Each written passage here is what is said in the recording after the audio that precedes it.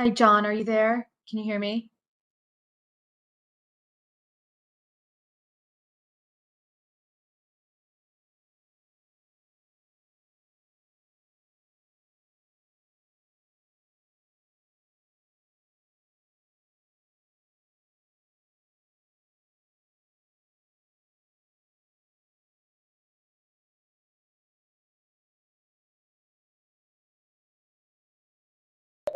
Hello, yes, I'm there.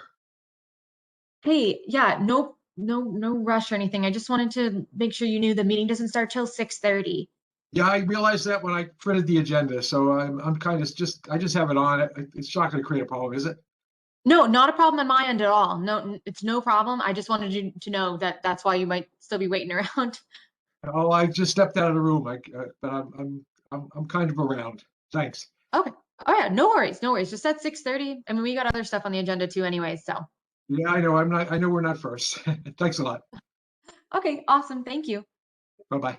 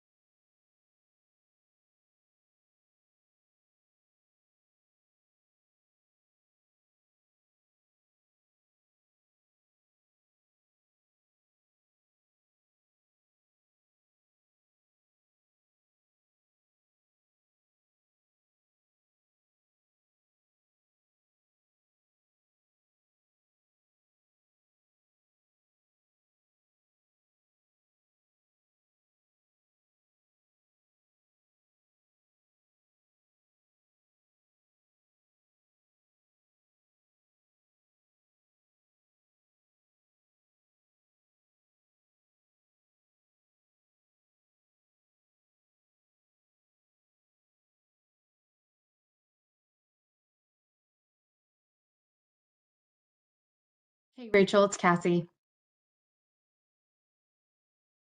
Oh, I can't hear you. Oh, maybe my volume's down.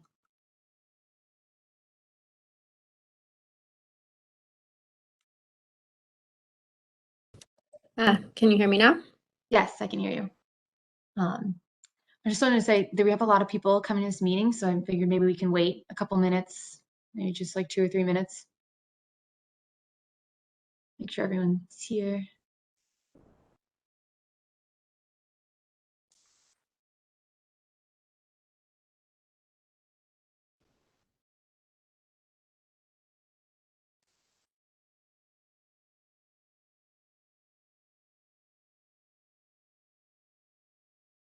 We also have 2 sets of minutes to look at. Is that correct? Yeah, that's right, actually. So we could also get started since that will probably take a few minutes. Okay, yeah, that sounds good to me. I'm going to stop sharing my screen then for this message.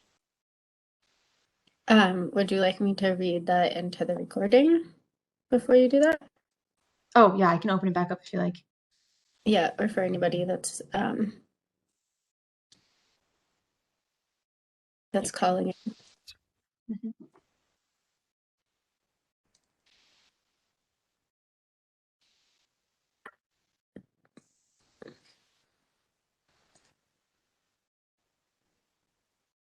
So it is 6:32 p.m. We're going to call the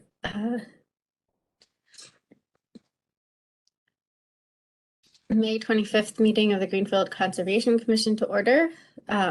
This meeting is being recorded. If there's any technical difficulties, the meeting ends abruptly, it will automatically be continued to the following meeting, which is June 8th. Since we have a lot of people here tonight, please remain muted until it is time for public comments, and you can use the raise hand function in order to talk to let the agent or myself know that you have something to say. And when you join, please state your name for the record at the beginning of any of your comments.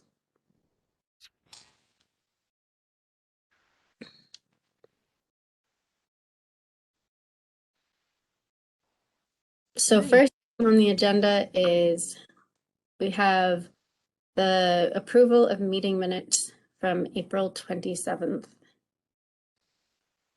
Was everybody able to look at those meeting minutes?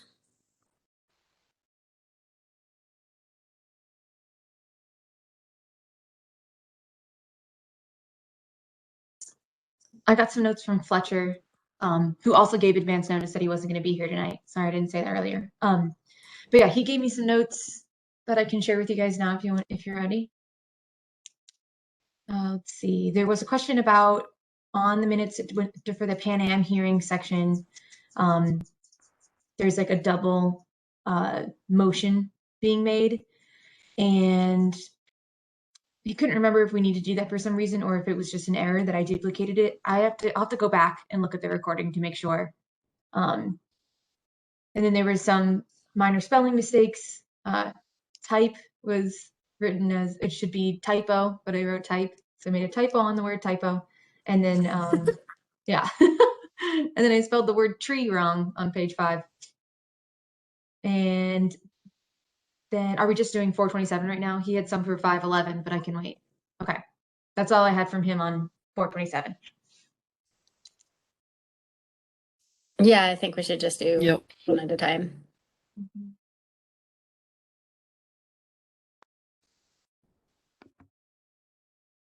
I was gonna say that I think regarding his first comment, I think we did vote twice.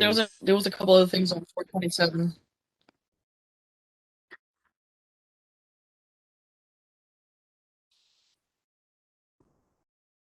Can you guys hear me? Okay. I think we did vote twice. Once, the second time was for the Yeah. Greenfield ordinance. I remember talking about that at that meeting, so I think that is twice on purpose. Okay, cool. Thank you.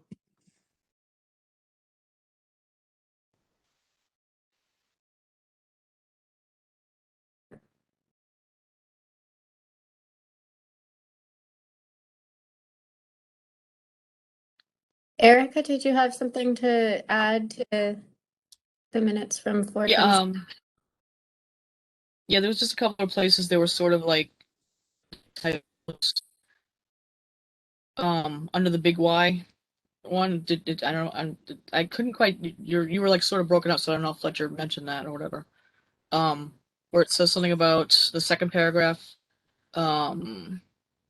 Deliberate on a matter to voted. I think it should be to be voted on.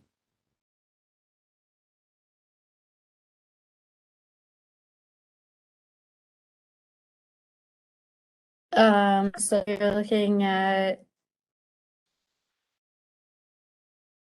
Under the big Y, public hearing in the second paragraph.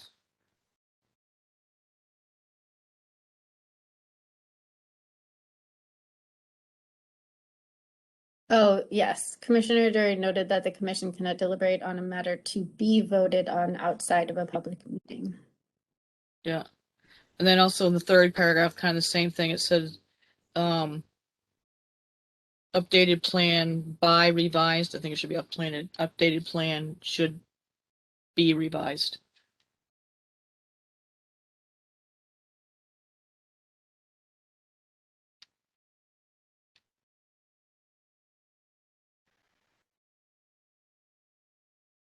Thank you for catching that.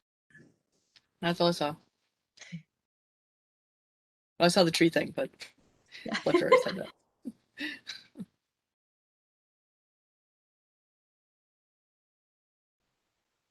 I'll make a motion to approve the minutes from April 27th, 2021. Second with the changes. Is there any objections? Any abstentions? Okay. Anonymous approval of the meeting minutes from Tuesday, April 27th. And next,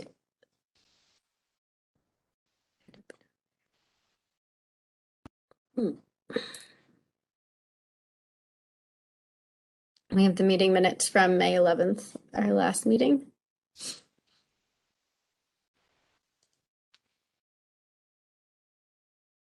Yeah, so I guess I'll start with Fletcher's comments. He said on the second page, full paragraph of on the second full paragraph of page 3, his name is listed as his like full first and last name instead of just commissioner last name, which might make it appear that he's like commenting as a member of the public, which I agree. So I can fix that. That was the only thing that he had. I also believe that his name is misspelt on the members present at the top of the minutes. Okay, I can fix that.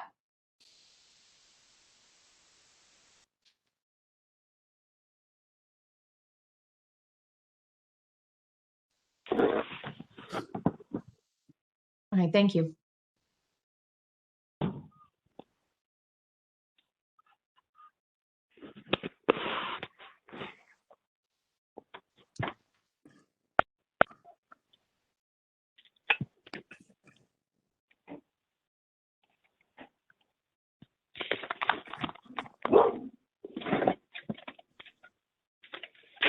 Hi, boy. Hello. Hello. Just a reminder, if everyone can remain muted until public hearings start. So I have one typo on the in the public hearing for the slope stability, so that's page 2.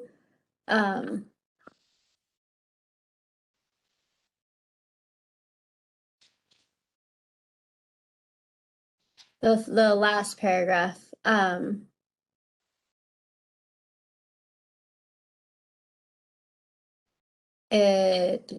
third sentence, Commissioner Lindsay requested that if that excavated, oh no, never mind, that is not a typo. I just read the sentence wrong.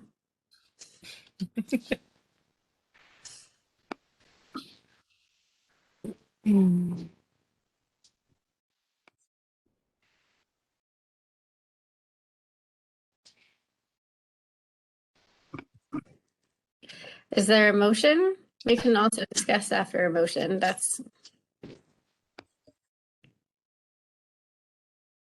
Make a motion to accept the minutes from May 8th? 11th, sorry, 2021, with the changes we've proposed. Second. okay. Are there any other corrections to add?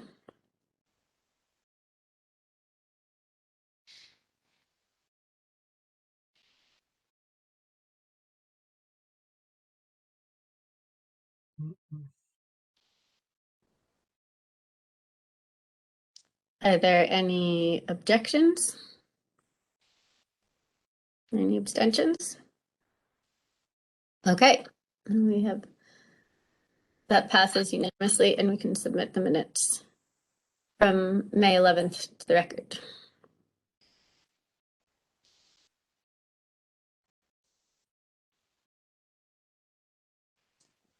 Okay, so the first public hearing on the agenda is continued from May 11th. It is a notice of intent for the slope stability at rear Linwood Street associated with Franklin County Fairgrounds, map 33, lot 16C, DEP file number 1680341.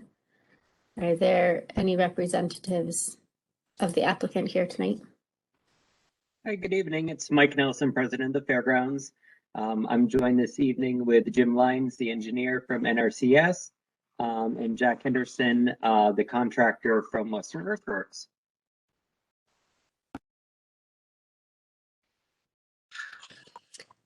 And I think we received plans just a little while ago, so we might not have all had time to look at them before the meeting. Do you think, Cassie, would you like to share, or Mike or one of the representatives like to share the plans, the revised plans that you brought tonight?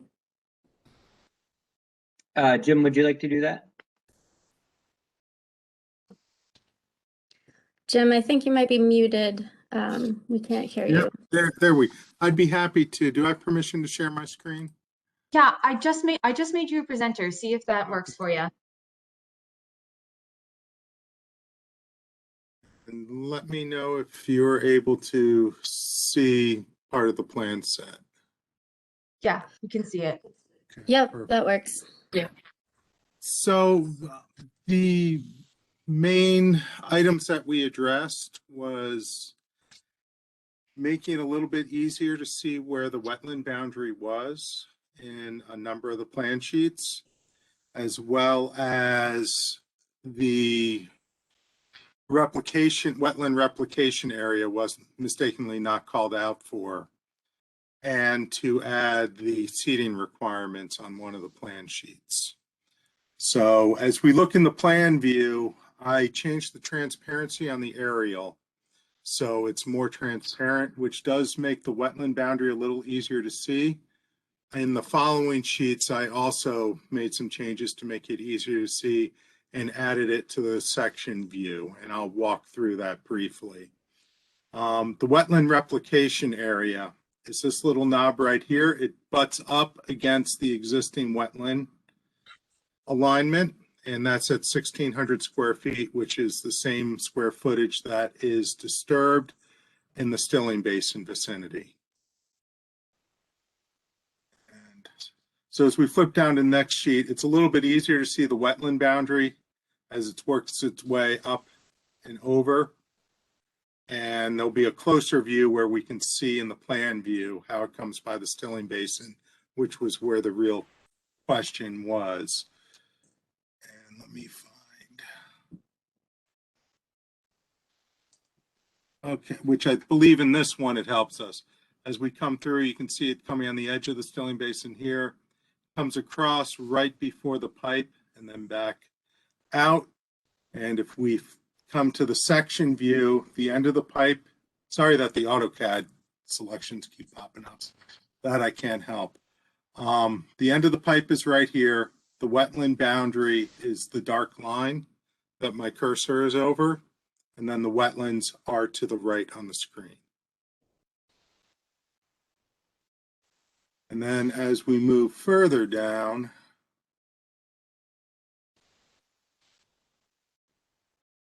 we added a drawing sheet that showed where we're going to seed, revegetate, and how we're going to revegetate.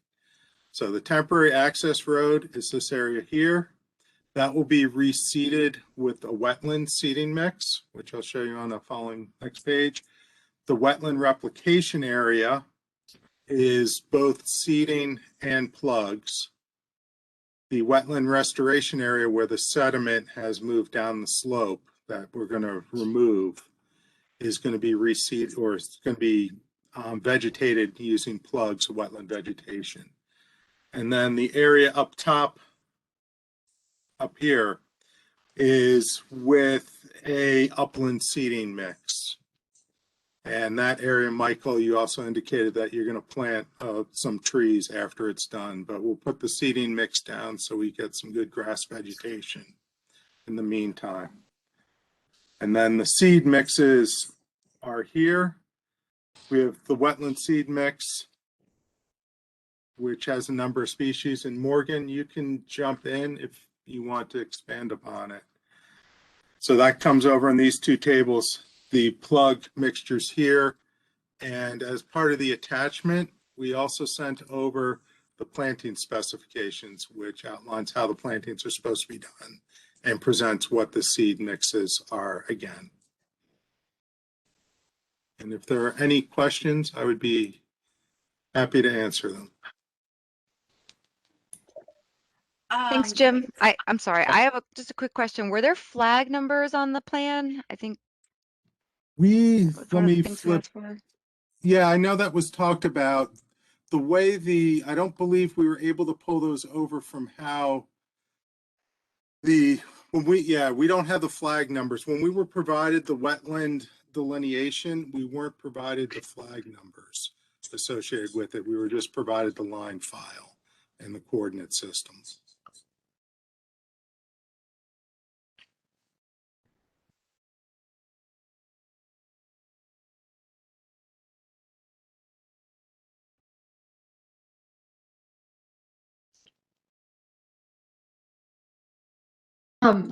For clarification for the proposed replication area, on the next, this one and on the next slide, the next sheet, excuse me, it kind of that line in the that's kind of going through the center. That's the topographical line. Am I correct? That's going through the center. It's like a dash. Okay. I just wanted to clarify. Yeah. Yep. The wetland line actually comes on where my mouse is tracking, and then we'll tie back in to the smaller dash line here. Okay. Yeah. No, that makes sense to me. I just wanted to be stated, for the record, because it kind of looks like a person could perceive it as that the wetland dash line connects to the larger dash line that is the 200-foot contour line. Yes. Trying to think if I had anything else to add.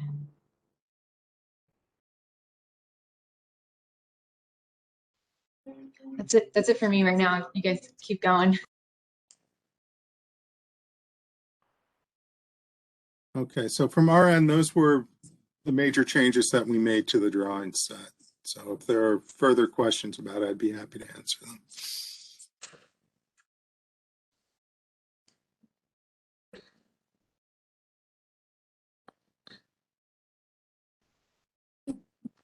Jim, could you flip back to the seeding chart, please? The planting page.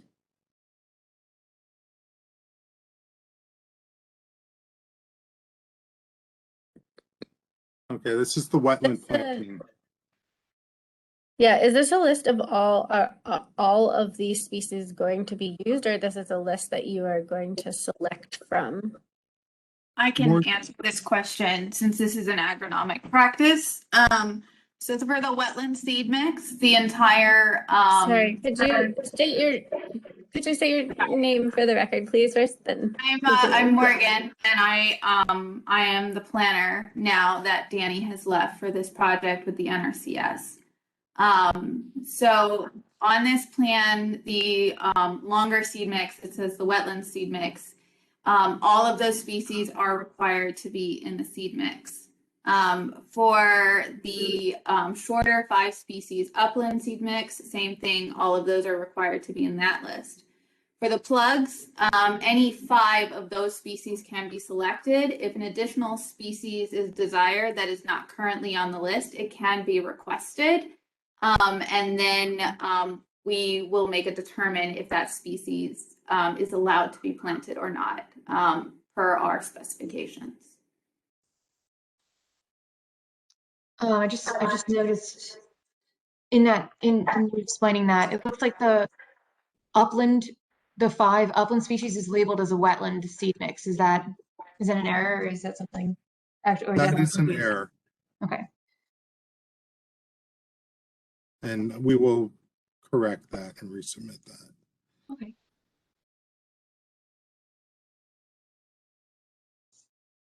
Hi, Morgan. Would you mind just explaining the plugs again? You said you could kind of mix and match 5 based on availability, or is Yes, it more? availability is the primary driver because, so I checked various nurseries in the area to get a list of species that people had available at the time. But I have found that it can often be very difficult to actually find, especially in the quantity that is going to be needed for this. I think if I remember correctly, for we're going to need at least, I think, at least like 2,000 plugs. I might be remembering the math wrong. So it could potentially be very difficult. So I wanted to provide as large of a list as possible instead of just providing so that you could kind of mix and match with what was available and what would work, rather than providing a smaller list and saying you have to use these few species. So just trying to introduce a little more flexibility so that this would actually be feasible to do. Gotcha. And that's why there are such a range of indicator statuses between upland and obligate. Yeah, and for this project, I would recommend mostly going with FAC wet and obligate, but the FAC species will do okay, and the FAC upland in smaller amounts, as long as you're not doing a ton of those, they might be okay too. But the FAC wet and the obligate would be the ones to really focus on.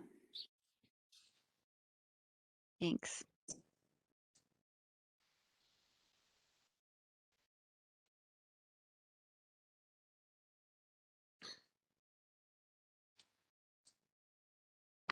I was just looking back and I saw that one of the other things we asked was that any soils that were going to be used were going to be reused from the site. I don't know if that made it into this plan or not.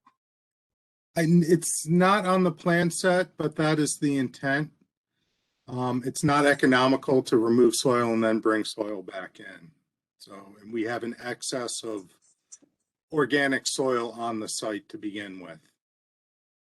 So if you wish that to be added to the plan sheet as a note, we can. Or if you want that as part of your order of conditions.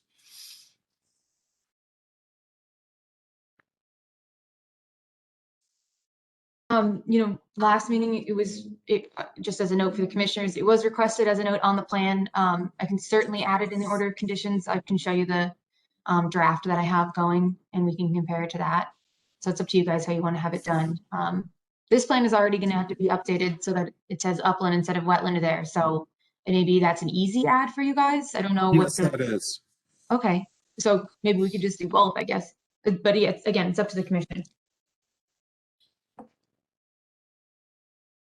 Yeah, I think it would be good to have it on the plan. Yep.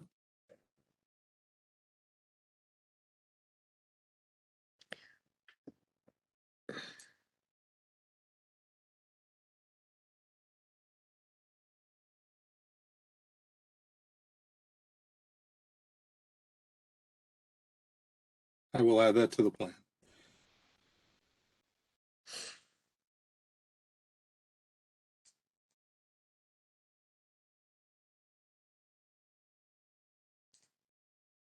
Just flip back up and just.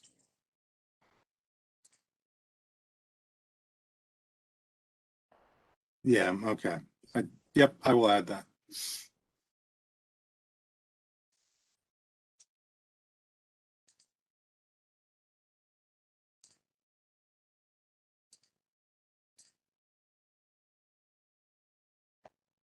So I guess that kind of, Travis, that reminded me, I can just kind of quickly go over what you guys had requested last time, and then we can see, like, just check, like, oh, yep, here it is, there it is, just for the record. So you guys had requested an updated planting plan showing what types of planting / seed mixes proposed where. They showed that earlier. Let's see. Updated plans more clearly showing the wetland boundary, ideally with flagging numbers. So they've explained why they're not there now. Especially something showing the lower area of Gully A where the drainage approaches the wetland boundary to highlight the pipe's termination not being within the BBW. And then a 1,600 square foot wetland replication area shown on the plan, which they've added. Square footage calculation of restoration area. And then a note saying that the excavated soil on site will be used on site as opposed to soil / loam from an outside source. So we've already talked about the soil one and noted that that can be on there. The new one now from the list is just that one upland versus wetland word.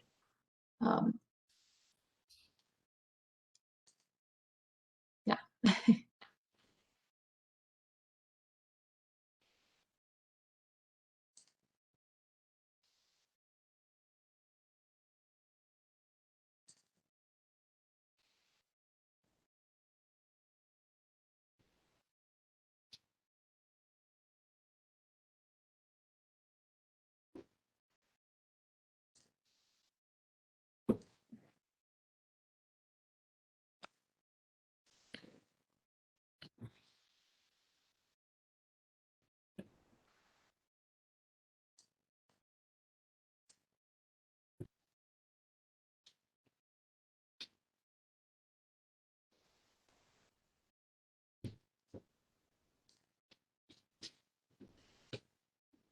Are there any updates from the DEP in terms of any comments? Cassie? Yeah, there's been no different comments compared to what was submitted originally with the file number, where he, made note of the things that you guys had essentially asked for them to show last time. Yeah, that was really the main comment, and I haven't had any other new comments submitted to me from them.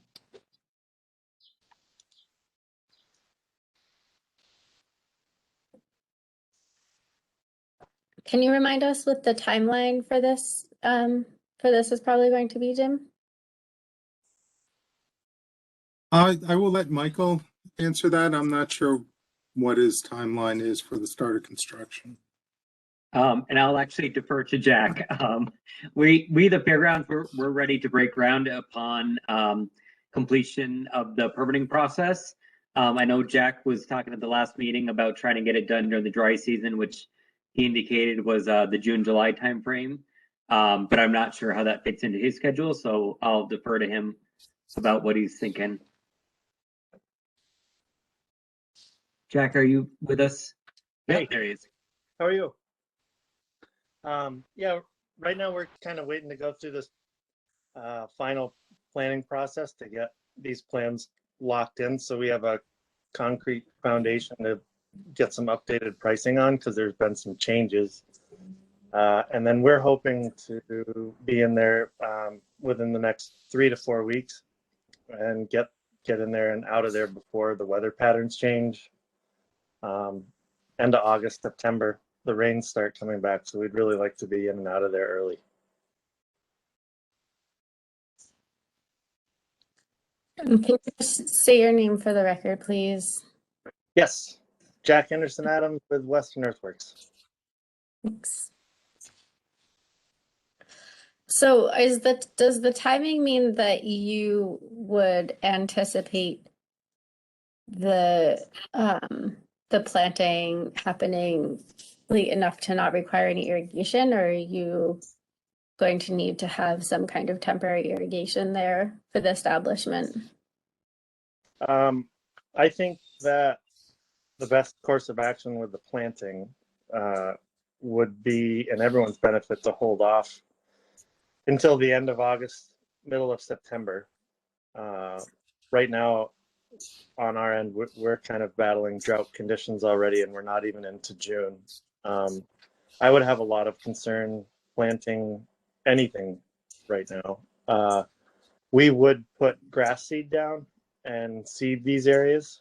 But as far as the planting, the plugs, and any other wetland species to put in there, weather pending, I think that might have to be a judgment call at the time, because I would hate to have stuff go in the ground and die.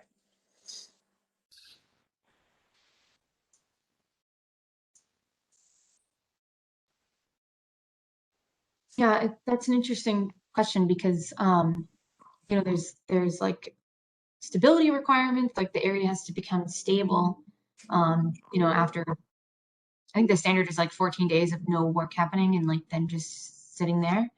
So that could be, you know, putting down erosion control blankets or, yeah, seeding it temporarily with just some kind of, you know, whatever. But then for the actual replication areas and the restoration areas, the plantings have to succeed for 2 growing seasons is the standard, and just achieve 75% of cover. So I guess however it works out, maybe if there's like a sequencing document just saying like this is the sequence we're going to do this in, explaining, you know, that's the plan, can just be a pre-construction requirement. Yeah, I totally get that.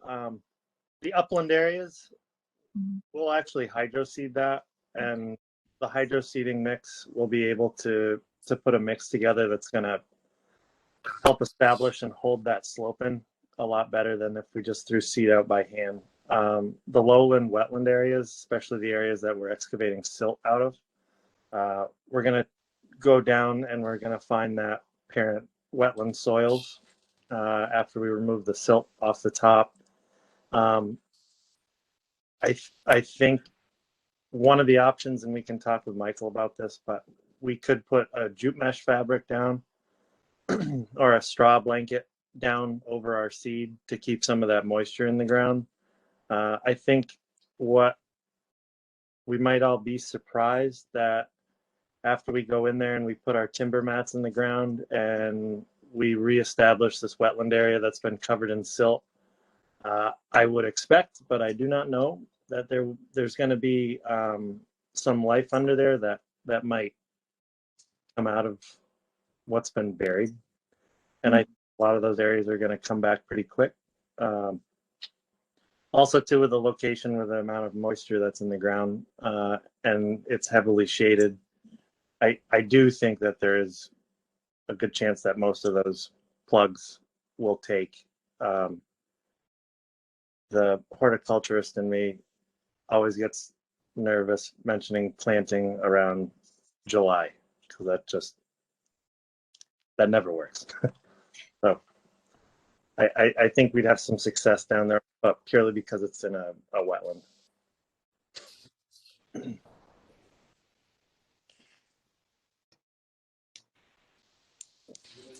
think we just would request that if there was, if you did decide that for climate reasons, a jute or straw blanket were would be helpful that it's a fully biodegradable one, so you don't have to worry about going back in and trying to get plastic mesh out of the wetland after the plants are germinated and it's all tangled up. Yeah, totally agree.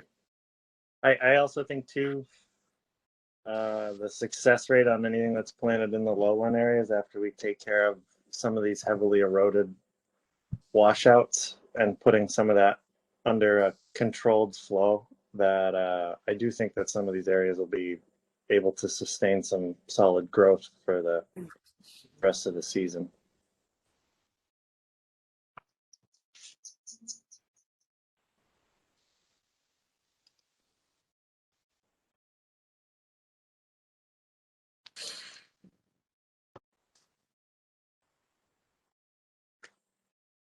I just have a general question, I guess. Cassie, do we normally, as the commission, receive copies of these post-installation reports, or do we just have them go to the DEP? Does the commission receive those for 2 years after? You're talking about the planting reports? Yeah. My understanding was that the commission received them, and that they hold them, and so that when it comes time for the certificate of compliance to be requested, we'll have them and can be like, yes, they did it. Here's proof that they did it, and that it's succeeded for 2 growing seasons, and they're 75% cover. As far as I know, nothing else gets sent to DEP. I send them the order of conditions, and then it's kind of under the commission's blanket. Then once we decide that all the post-construction requirements are met and, certificate of compliance requirements are met, we issue the COC, and then the COC gets, the certificate of compliance gets sent to DEP. Thanks. Mm-hmm. And it's a good, I'm glad you asked that, because it's a good question just generally about monitoring, what we've done in the past. For example, for like the center school project, right now we have them set to submit monitoring reports monthly, just generally for erosion controls. Someone's cross chatter. But yeah, so just generally we have monthly reporting requirement. The question is like, is that something that the applicant is amenable to? Does the commission think that's still appropriate for this project? We also did it for the Wisdom Way project as well. And then also, does that frequency seem appropriate? Or am I getting ahead of myself trying to discuss conditions, I'm realizing. I don't know.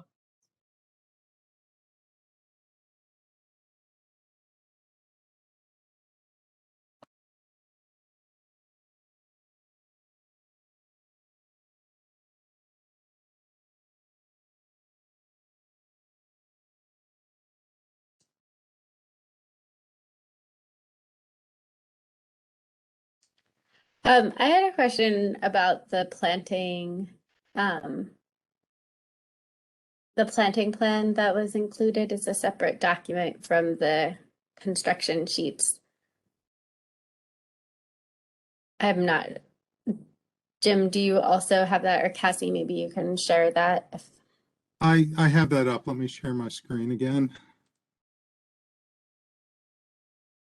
Hang on 1 second.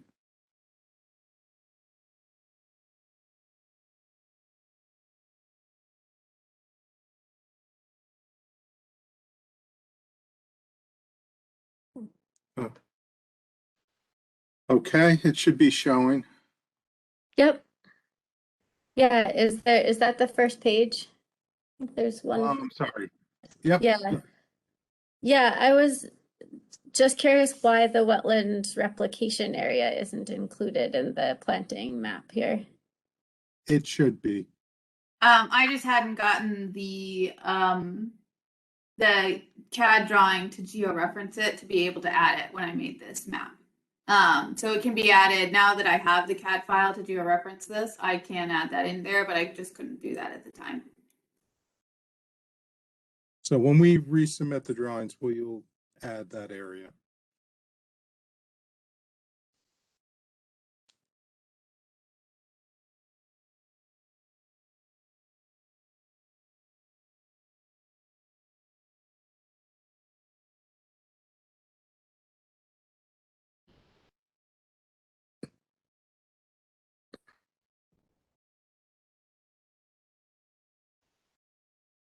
This is reiterated though, right? On the other, is this just, does this have additional information compared to that other sheet that's in the fall plans? No, it does not. Because I think on the fall plans, it has all 4 areas called out with the appropriate seating. So maybe, do we even need that supplemental document? There we go. Oh. Yep, I just went past it. Yeah, I saw it there. I just didn't know why it wasn't included on the planting specs. But if there isn't any additional information other than the needed, it looks like the planting plans also include more information than the plans do about the installation of it, or the and like record keeping in terms of whether any of the planting changes, and whether there's any fertilizers being used, which I think should be noted on the plan. Do you intend to use any of the amendments that are listed in the chart?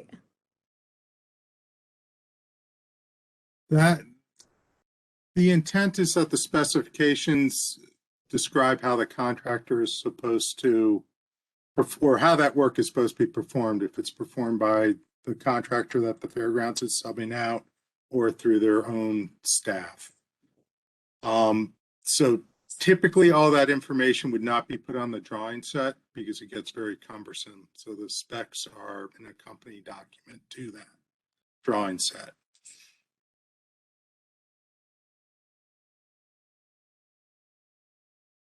So it sounds like we would want an updated spec sheet just to reflect Yes. the area. Okay. Yeah, seems like this is a good system for keeping the records for all of the planting straight. Correct.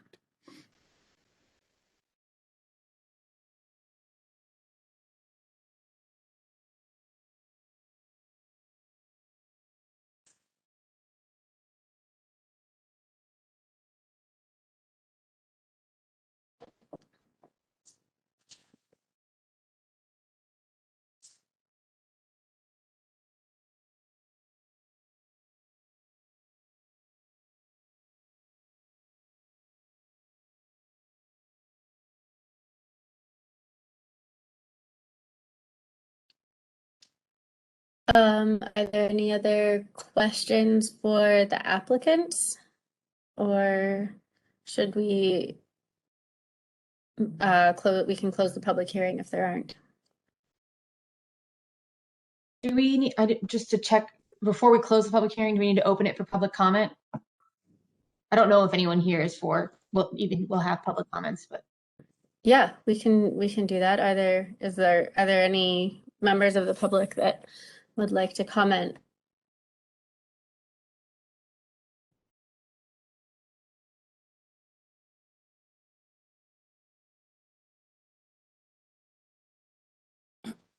I just wanted to mention that we had an email or a letter or something from someone. I don't know if does that need to be like read into the record? Does one of us need to read that out loud? That's what I was planning to do.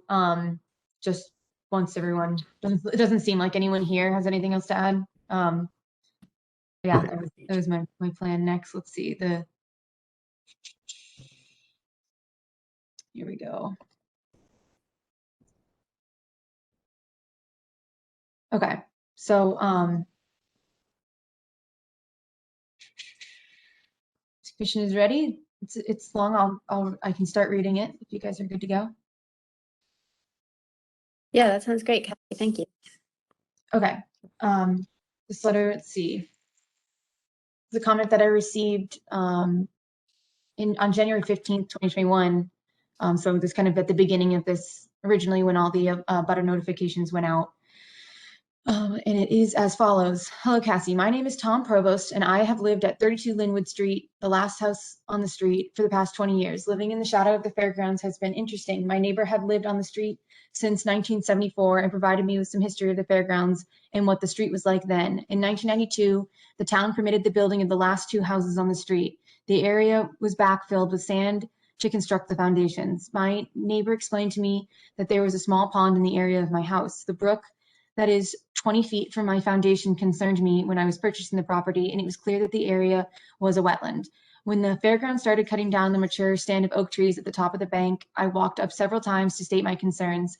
I spoke to the president at the time, who told me they were clearing the area for additional parking and to sell the wood. Shortly after clearing and grading the area, the first mudslide occurred. I shoveled sand off my property for a week. The next two mudslides happened over the next couple of years. It wasn't until recently that Fred Steiner, the previous president, responded to my request for someone to come look at the situation and begin to address the problem. When the last mudslide covered my neighbor's yard and driveway, it took on a more serious tone. I have heard of several plans to remedy the situation over the years. The obvious issue is the drainage that doesn't exist. After listening in on the meeting last Tuesday, I grew concerned again. One of my concerns is the idea of building a road between the two houses into the wetland. The fairgrounds hired contractors to put hay bales between my neighbor's house last year. I noticed deep tire ruts in my yard onto my neighbor's property. I wasn't asked if they could drive over my yard. I would have told them that they couldn't because the ground was too soft for even a pickup truck. I am not an engineer, but understand basic physics. I cannot imagine what it would look like to drive heavy machinery into the area in question. The groundwater is at the surface in certain areas and the slope is unstable at best. The ravine behind my house is filled with 100 plus years of debris dumped over the bank. The amount of construction it would take to build a road in the area would, in my opinion, permanently alter the makeup of the wetland and possibly create other unforeseen issues. I don't even understand how they are going to fit between the two houses with heavy equipment, to be honest. The first plan I was advised of from an engineer was to, let's see, oh, sorry. Let's see, I was advised engineer. I'm so sorry, I lost my place. The first plan I was advised of from an engineer was to work from the top down. It also included a drainage design. Apparently, the finances for that project have changed, making this less probable. To watch the events over the past decade and realize what I have worked 20 years to pay for be devalued for some firewood is stressful. I have sat quietly watching this occur. I have concern that the solution will cause more damage than it is worth due to budget constraints. I have supported the fairgrounds since I moved to Greenfield. I have been directly impacted by their actions and my neighbor even more.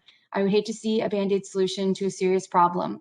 I hope you can appreciate my situation and the level of my concern. I have first-hand knowledge of the area affected. I have provided video to the USDA engineer, which helped him understand the pressure involved. The top-down approach seemed the most logical to me. Please feel free to contact me at this as the situation evolves or have any questions I could possibly assist with. That was okay. So, and trying to think, I've been in communication with that abutter, and since then, obviously that was really a long time ago, and have provided them with the updated plans since then. They still have concern about the road, the access way, but as noted, that will not be on their property as it's shown in the plan. And then the other concern was just the timing that they had noted to me, which the answer is given is that it should be in the next 3 to 4 weeks pending permitting. So. Travis, was that the letter you were talking about, or was it the other one that the woman that was from a woman who a butter who then signed off saying she approved or was allowing them to go onto her property? That letter from the other woman is was a request at the last meeting. It was going to be a pre-construction requirement, but Mike was kind enough to get that ahead of this meeting, which was great. So that's just proof that she's allowing that access to her property. Okay. Yeah, no, I read it. I just wasn't sure which one Travis was referring to. Yeah, I was referring to the one that she read. Okay.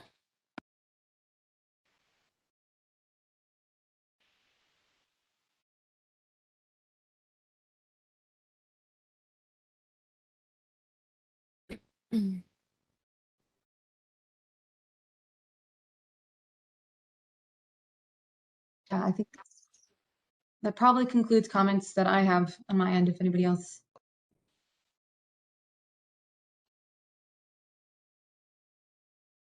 Are there any other public comments?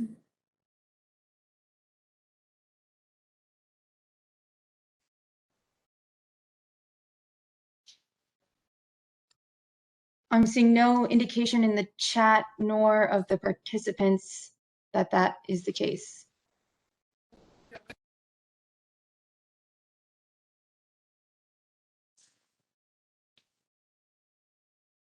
Okay, well, I think if the commissioners don't have any additional questions for the applicants or clarifications needed, then we could close the public hearing and move on to discussion of the order of conditions.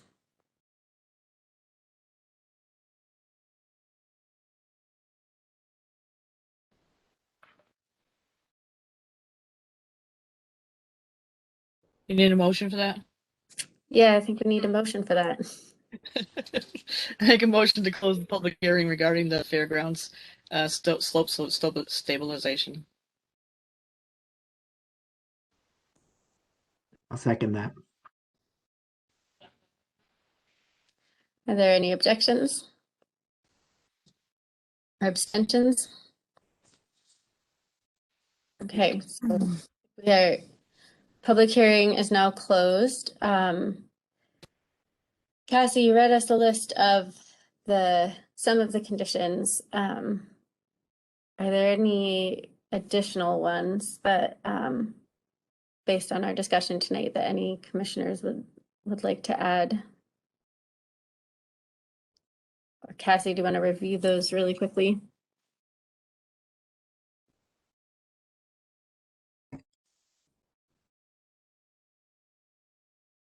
Yeah, just a second. I'm going to pull up my draft document and I can share my screen for y'all to see. Let's see, just saving it.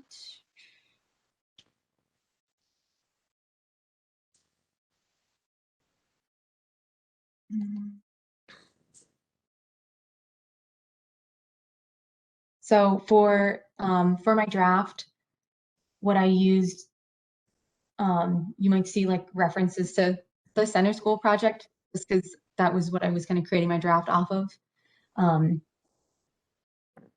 But just know that is not what this is reviewing. So there we go.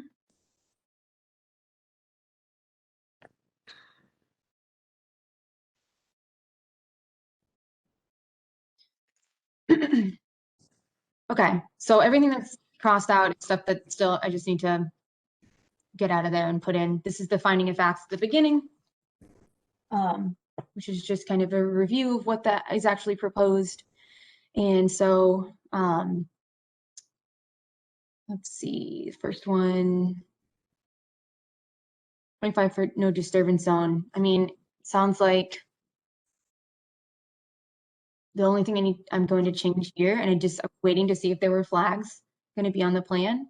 And since there aren't, I'll just more generally say the only areas in which the 25-foot no disturbance zone can be disturbed, as described in the front of the plans, are located within in the vicinity of, and I'll probably say the stilling basin and termination point of the drainage structure.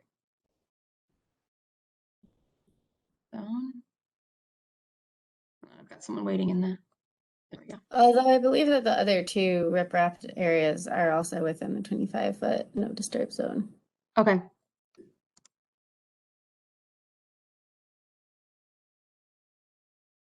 I'll refine this later.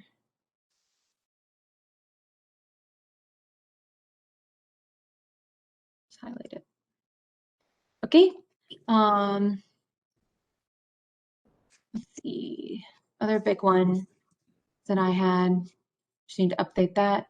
So for reporting, we already talked about reporting being required for, you know, monitoring and then reporting specifically for the replication and restoration areas, those two areas, and along the road, so that everything, you know, is shown to come back and be okay.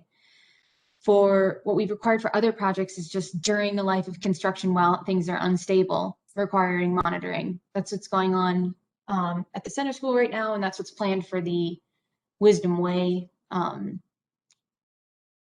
road, no way, fixing that project. So I guess my biggest question is, does this still seem appropriate to require project monitoring during construction? And then is once a month appropriate, or do we want to have once a week or more or less? Is there a stormwater pollution protection plan? Is this over 1 acre of ground disturbance? I believe Jim, you might be able to speak to this. I believe it was not, there was not a SWIP, am I correct? Correct, there's not a SWIP.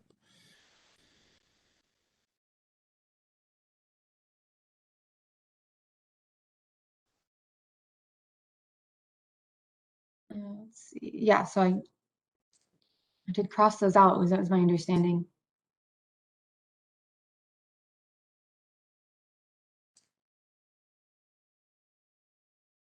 But oh, I see your point. So yeah, typically, if you had a SWIP, this is a standard requirement for a SWIP, is that there is this kind of on-site monitoring. The SWIP requires, I think, weekly, and in the event of 0.25 inches of rain.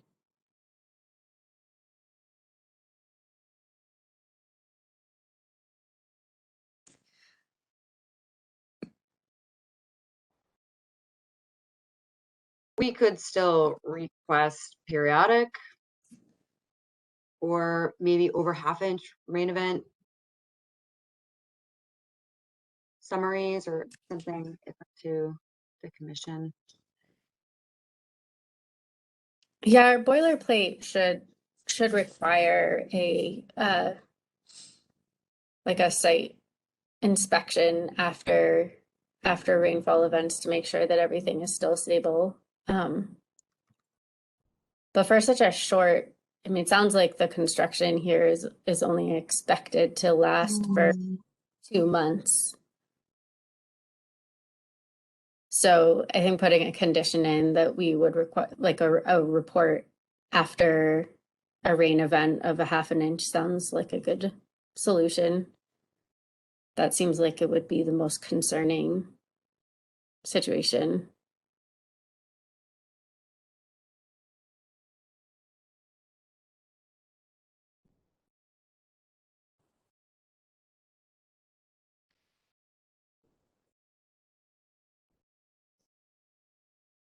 I think every week for a project seems a little bit overkill. I agree with that. Half-inch seems good. Okay, so each half-inch rain event.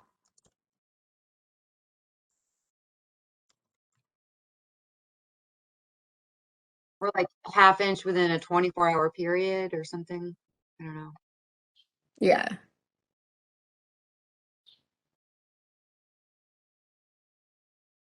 Okay, gotcha. I can word that better.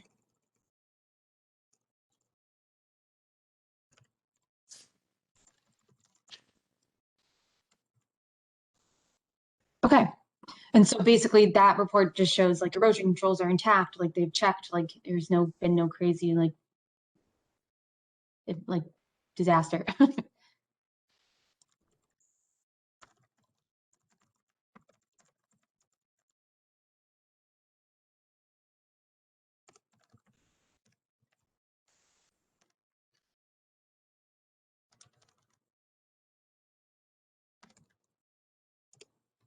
So that answers the question of the reporting for during construction. The planting has monitoring reports, but that should be submitted like once a season after the establishment of the project. And that should also be in the boilerplate. Mm-hmm. Yep, so that'll ready, I think. Yeah, we're gonna get there in a second. I did have a question for this Invasive Invasive Species Control Plan. I don't know if that's already been submitted as part of the spec sheet or.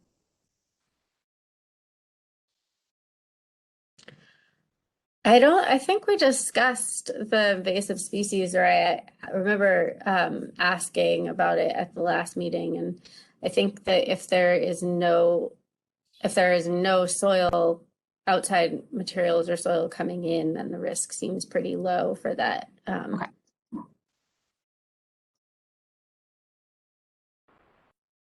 Yep, I agree. I remember that now. Okay. This one, inventory of non-native invasive plants. I don't know that that's necessary as well, since they basic to what you just said.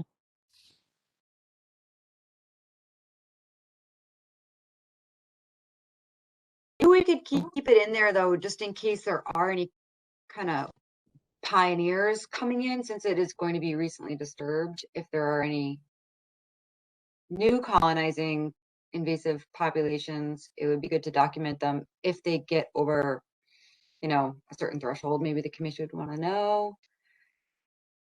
And then if you do order a certificate of compliance, maybe there could be some ongoing invasive treatment as part of conditions in perpetuity, if it's something that the fairgrounds would want. I don't know, it would just be easier to get it all in there in the beginning. That may even be part of the BVW replacement requirements. I forget to just note any invasive species. Yeah. I mean, I feel like for making sure that they don't take hold is at least covered. So I don't know if that kind of like covered it in that way, if that's enough, or Yeah.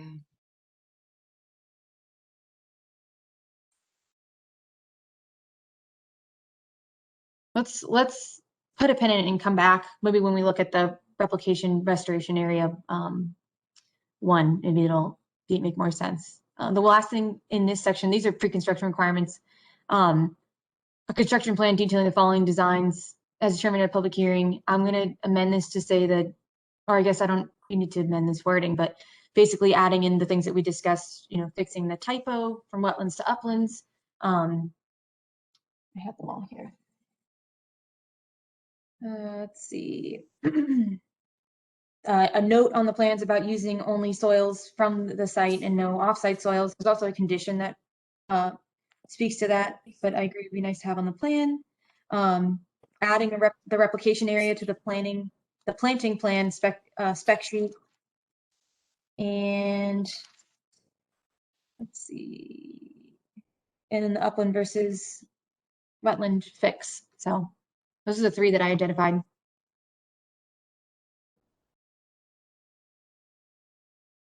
Okay. Can you Okay. scroll up a second in the section for erosion controls? Yes.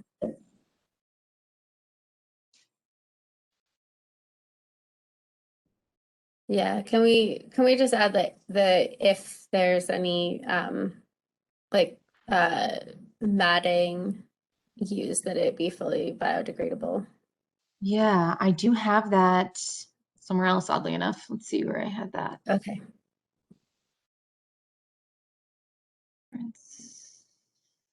Equipment on site. Oh, here we go.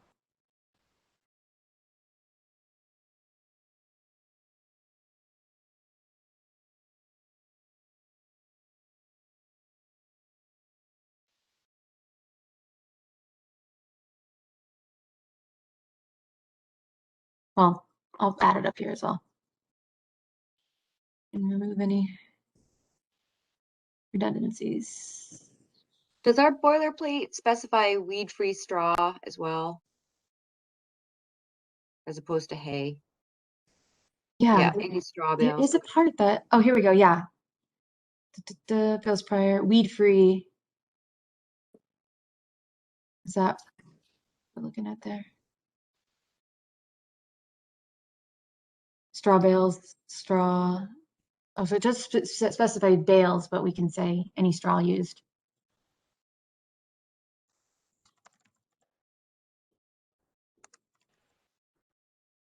Let's cover.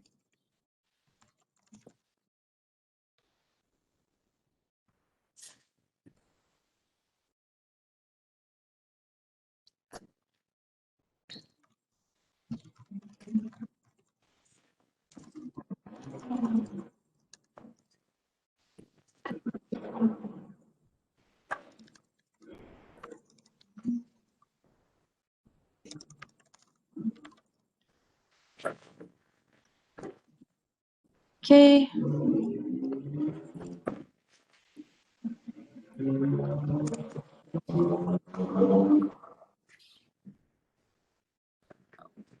Okay, so then wetland replication restoration areas. I don't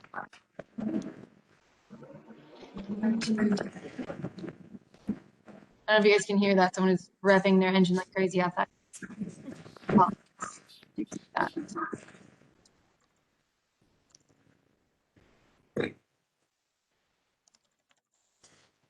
So I'll make sure this is worded in a way that includes the road restoration as well as the restoration area from the silt that got deposited and then the replication area. So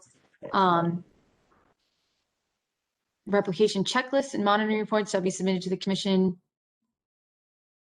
for review and approval for the Massachusetts Inland Replication Guidelines. The Massachusetts Wetland Guide shall be followed in the construction of the wetland replication area. Does that seem appropriate? Does that seem feasible?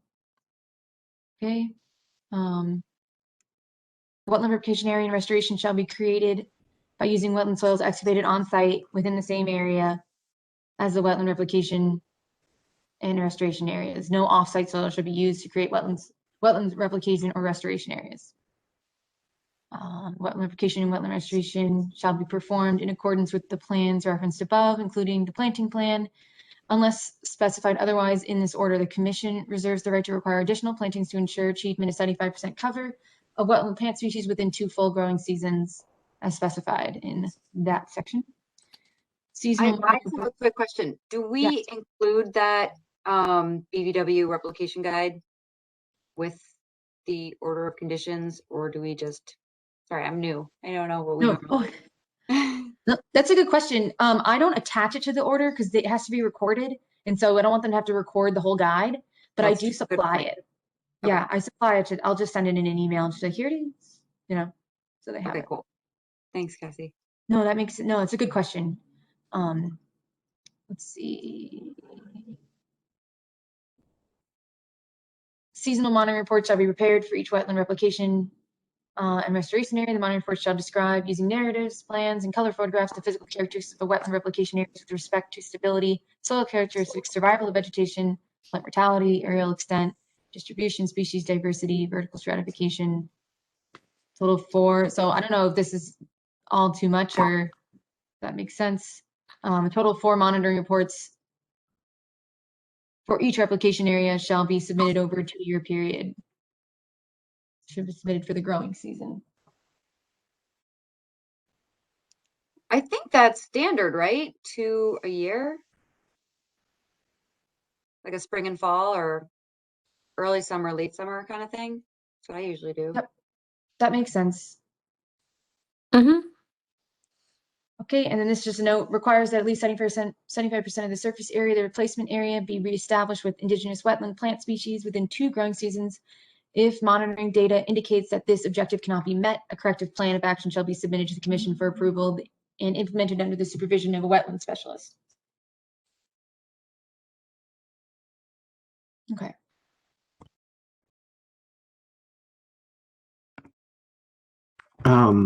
I just wanted to add, to go back to the one about submitting reports. I just opened the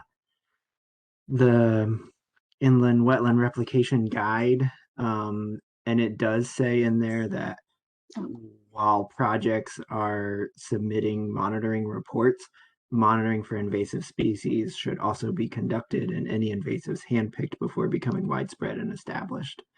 So I don't know if it's in the wetland replication guide, but I don't know if you want to just add that sentence in there or something. You're thinking maybe pulling that sentence out of the pre-construction and putting it down in the post-construction, Travis? Is that what you're I'm just thinking? saying with the seasonal monitoring reports, just mentioning that also monitoring for invasive species should be conducted at the same time, and any invasive species removed by hand picking. That's what it says in the Massachusetts Inland Wetland Replication Guidelines.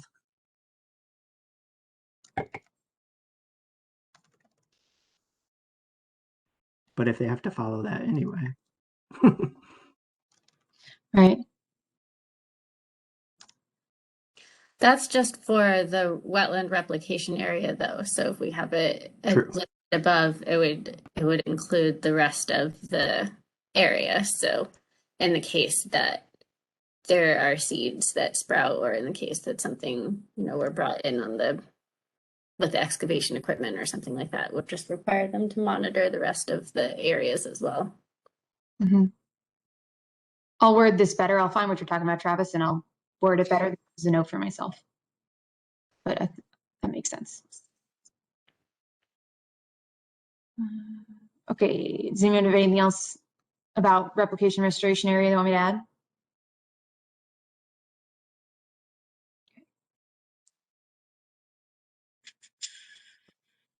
Okay.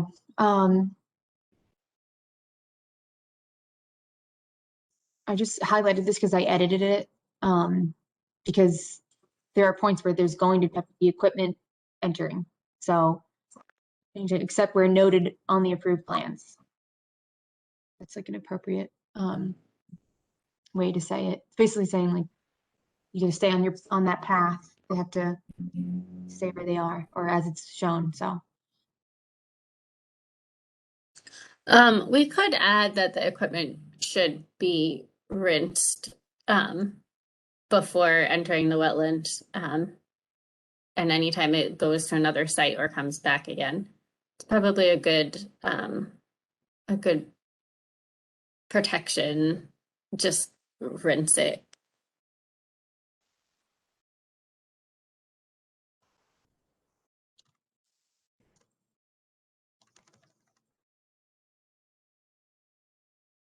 Should I say just plant material or just they should be rinsed?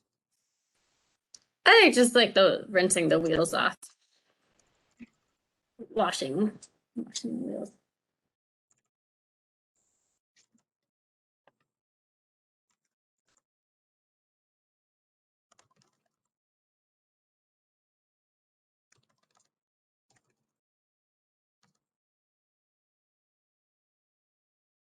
Or should I say wetland resource areas?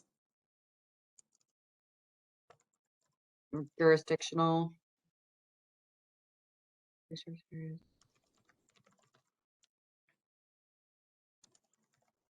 Okay.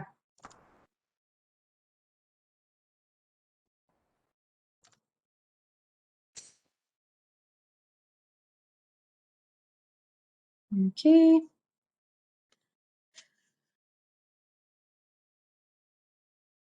Erosion control. So this isn't part of the reporting, just that they shall be inspected after all rain events, just to make sure they're all good. I think.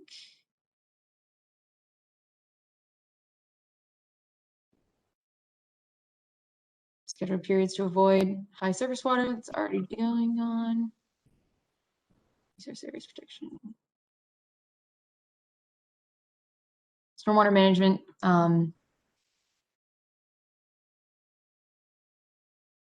A lot of this is a lot of these are redundant, and then also speaks to like a SWIP and things like that. So, and stormwater structures and things like that. I didn't know if we wanted to put something more general, things that don't speak to a SWIP exactly, but talk about the pipe itself, like saying that it needs to be cleared, or I don't know. Like I don't know how it would OMP? apply. The stuff from the OMP. Mm-hmm. Yeah, isn't that part of the ongoing? This is still referring to during construction, right? This isn't ongoing yet. Mm-hmm. That's below, right? The O&M. Yeah. Okay. Sorry, Erica, did you have something to add there? I just that was just the same thing. I was just saying, isn't that just part of the normal ongoing monitoring and whatever. Makes sense. Okay, compliance with this order. On completion.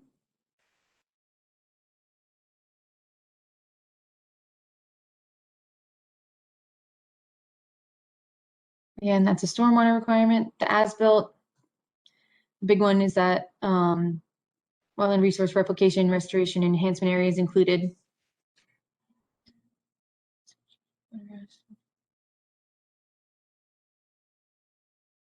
Oh, this needs to go. We could change this to fairgrounds president or.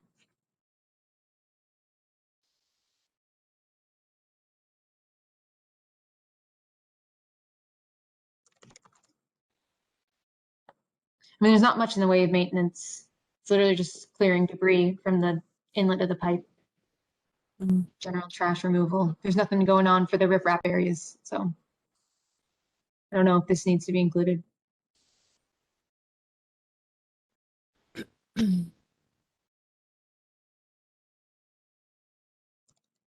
think there should be an operations and maintenance plan, if for any built or constructed infrastructure. So there's a pipe and an inlet and a swale up on the top of the area, then that should be included in an operations and maintenance plan. Okay. It could just say signed by the representative, or I don't know. Yeah. Representative of the property. I think we can take out the snow storage plan though. Yeah.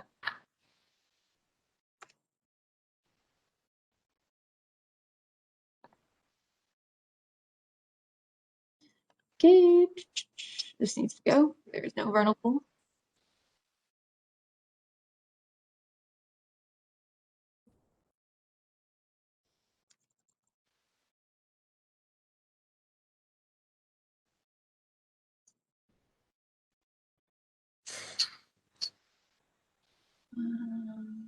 Dumping prohibited, additional alteration prohibited. No mowing, vegetation management within the wetlands.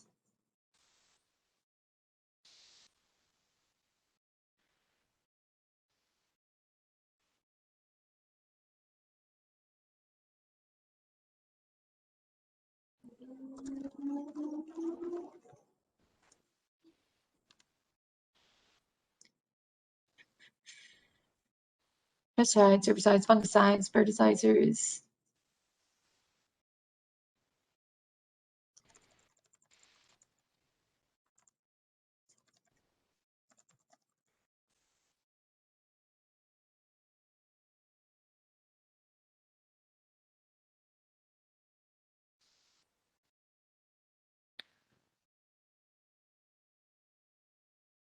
Okay.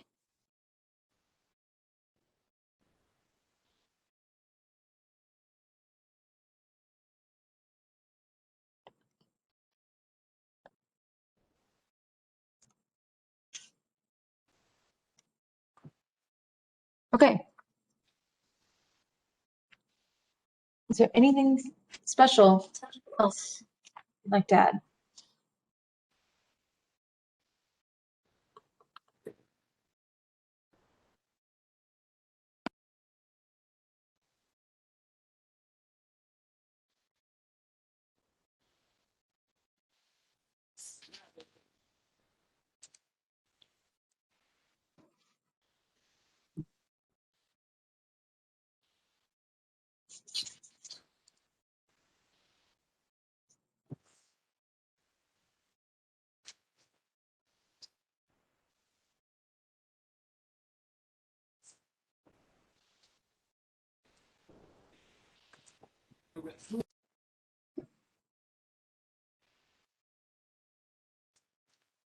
Okay, so if there isn't anything else, then I believe we also need to motion twice here. Since the work is going to happen, it does fall within the Greenfield Wetlands Ordinance, the jurisdiction of our town ordinance. So we do need to motion twice, similar to last week.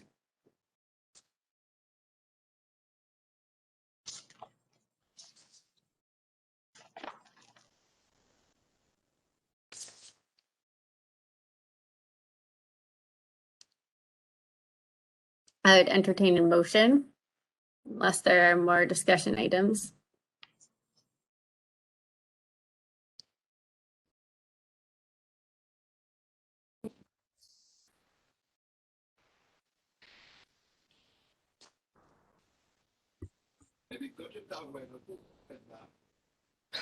All right, I'll make a motion to, we're accepting the plan as has been presented and the order of conditions to be updated, as Cassie's gonna update them. Is that what I'm making a motion for? I think that works. Okay, then This that's is what my motion reference is. To the Wetlands Protection Act. We'll Right, start as- with, yes, right, yeah. yep. Is there a second? I'll second that. Any objections? Or any abstentions? Okay, that is unanimous. You can issue an order of conditions under the Wetlands Protection Act. Is there a motion to do the same under the Greenfield City Ordinance? Yes, make a motion to order to issue an order of conditions for the fairgrounds plan in as regards to the Greenfield Town Ordinance. I'll second that. Are there any objections? Or any abstentions? Okay, that also has just passed unanimously. So Cassie, do you want to explain what happens next? Oh, I think you're muted, Cassie. I think I learned by now. Mike, I'll be in touch with the final order and all the paperwork and it in its entirety. I'll submit it to you and I'll submit it to DEP simultaneously. And then whenever you guys are ready to get started, you just have to meet all those pre-construction requirements as they're listed in the order. That's awesome. Thanks so much. Cassie, do you want to / are you expected to be part of like pre-construction and ongoing construction meetings and stuff? I mean, I guess we can talk about that offline about your level of involvement. I mean, I think it's appropriate that the agent is going to be involved in those things. I likely won't be the agent anymore by the time you guys get to that point. I may still be, and I can try to. But it's really just through June that I'm going to be coming on Fridays only. So there may be a new agent who would be participating. If they don't have a new agent by then the commissioners, at least one commissioner would have to participate. Back up a second. You're leaving? I thought I already talked to you about this. No. Oh, geez, I'm sorry. Yes, I am. I accepted another position. We can talk that. We'll talk. We can talk offline about it. Well, congratulations. Thank you. It's been great working with you, and that's very sad. I'm glad I could see this project through at least to this point. So Yeah, definitely.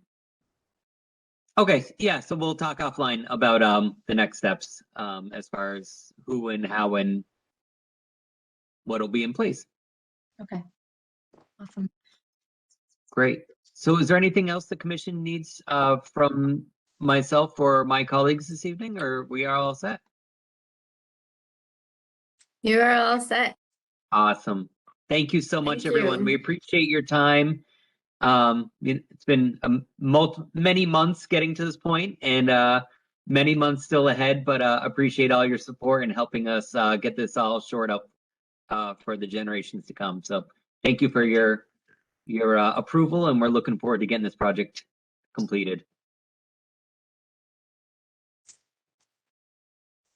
Thanks so much. Great. All right. Thanks, Good luck. everyone. Have a good night.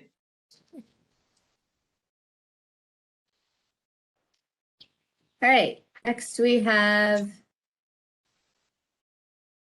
Public hearing also continued for May 11th, which is a notice of intent for a single family home renovation at 1 Birch Street, map 82, lot 26, DEP file 168-0340. Is there a representative of the applicant here with us tonight? Yes, the owner, Hasso Ewing, that's me. Hello. Also known as Harry Ewing, but I go by Hasso. So Hasso, would you like to share with us the changes that have been incorporated in the plan since last time? Yeah, I put in the the 25-foot no disturb zone, which you'll see on the plan. It's a dash and dot line, and you can see that it goes almost right up to the back of the property. Cassie, do you have the drawing that you can put on, Yeah, I can pull that up here in a second. or do the commissioners have it and we don't need to put it on screen? I don't know. I have it, but I don't mind to share it. It's good to share if we have it, yeah. Okay. Yeah. And as you'll see, the 25-foot goes, I mean, it's right up to the back of the house. So yeah, pretty much all the work that's being done on the back side of the house will be in the no disturb zone. I also felt as though I might have misrepresented a little bit about the grade in the back. There's towards the north side of the house, there is it's about a 9-foot or 10-foot drop, and I'm just guesstimating down to the wetland. But I think what I'm going to ask the contractor to do is to pull, if he even needs to, because I've been looking at it, and I'm not sure that he needs to do much grading to get his machine around the back. He needs 7-foot clearance from the corner of the house. And I think he should be able to get that without doing much grade change. But so the area that's right in here is the highest point. Can you see my cursor on there? See my arrow on there? Is it not on your screen? Yeah. Okay, Cassie, so it's the, can you make it a little bit bigger? Pardon me? Okay, you can actually zoom in on the side if you look, scroll Oh, over can I? left, you have a tool panel. Oh, wait. Yep, sorry. Yep, okay. Thank you. Yeah, so you can zoom in Okay. and can also anybody can also request from Cassie permission to annotate if there's something on the plan that you'd like to mark, to circle. Yeah. Thank you. Thanks, Cassie. Sorry, I finally figured it out. Were you talking about up here? I apologize. Yes. Yeah. Kind of right over where the stairs come out on the north side is kind of where the bank begins, and it drops down to the stream from there, the intermittent stream to there from there. It's a bit tiered because they have put a lot of their clippings and everything from, it's kind of a brush pile. So I really feel as though it's, as far as runoff, it's going to be going through that brush pile if it even ran off that fast. So I think it's fairly protected still, but I just wanted to let you know up at that end, there's more of a drop than I had originally communicated to you all. On the south side, where the work is being done, that circle that's on that corner of the foundation, from there down to the wetland, it's pretty level. I don't think we're going to have any problems with runoff. It's just getting down that little bit of a steep bank on the northeast corner of the house.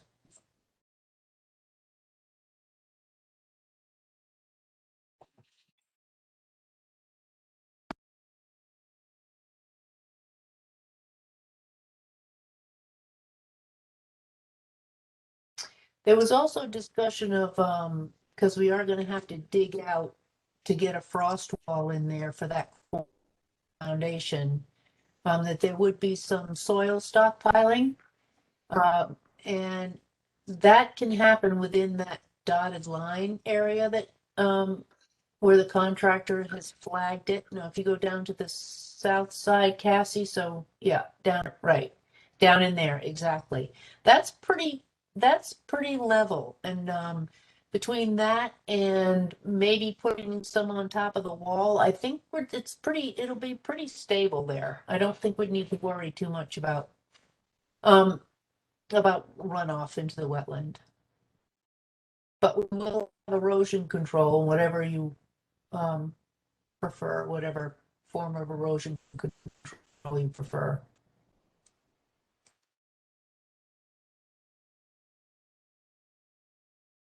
Sorry, that dashed line has, so that is the limit of work, is that correct? So that's the line where the erosion controls would follow?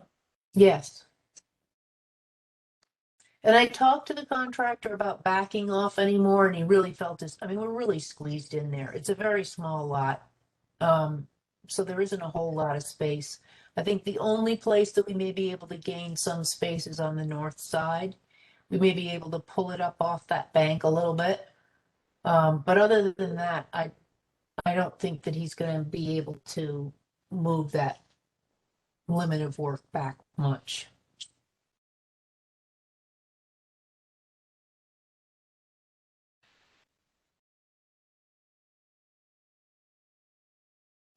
So how long do you think that soil stockpile will be within the 25-foot zone?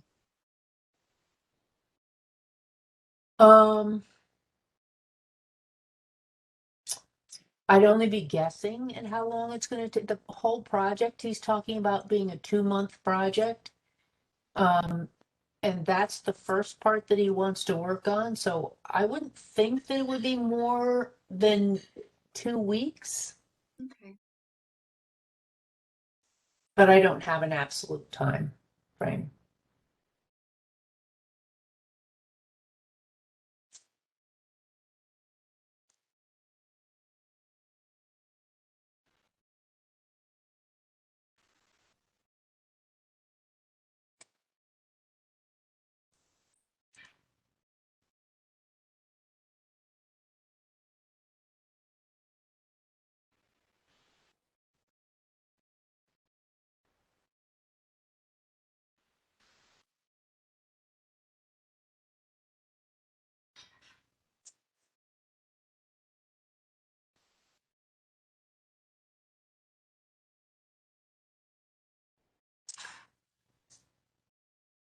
Cassie, what else was on our list? I know the stockpiling was one and the no disturb zone was another. What else had been on our list of comments from last time?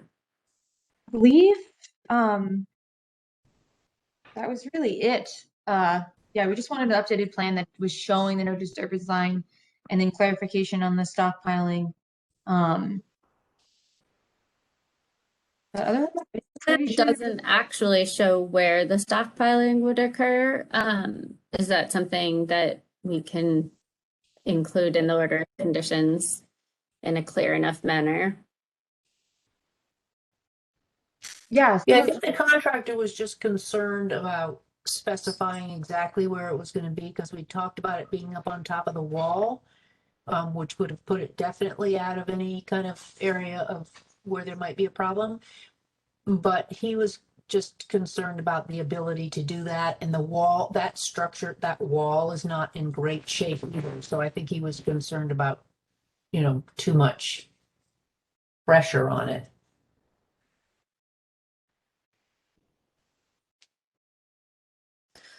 One thing that might help is we could include a condition that says that if possible, stockpiling should be kept outside of the 25-foot no disturb zone, and if it necessitates being put inside the 25-foot no disturb zone, but obviously inside the scope of work, then it just be covered temporarily with any kind of forecast for rain. So if they just, in addition to erosion controls, that the pile be fully, the stockpile be fully surrounded by erosion controls and just throw a tarp over it before it rains. And that might be a good just additional, especially if it's not going to be that much. It should be pretty easy to get at the end of every workday. Yep, I don't think there's any problem with that. You can definitely have that as a condition. That should be easy to write. Yep.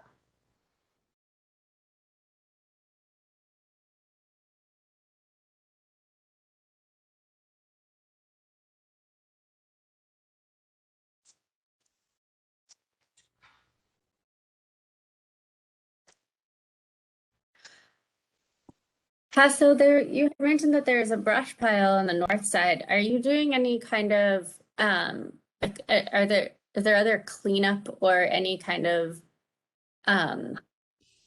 just work that needs to happen outside of the scope of work you have outlined? Well, I think I mentioned to you before that that I'm going to come back to the commission again because I would like to work with the condo unit, the condo association, and myself to do more of a invasive management plan. So that would be coming later on, but as far as the brush pile goes, I honestly think that it's been there for so long that it's probably better just to leave it.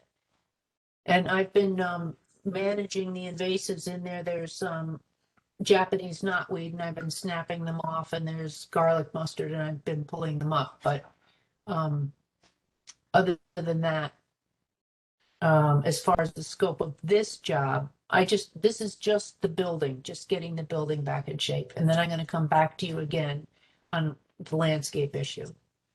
And that's an invasives management project and really nothing more.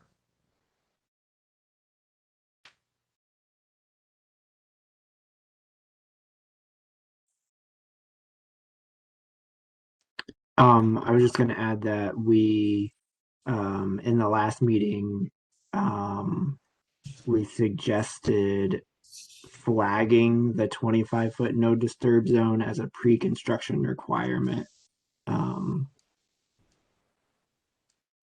That was another thing that we had mentioned. We can flag it, but the machine's going to be going right over it. I'm not really sure the purpose of that.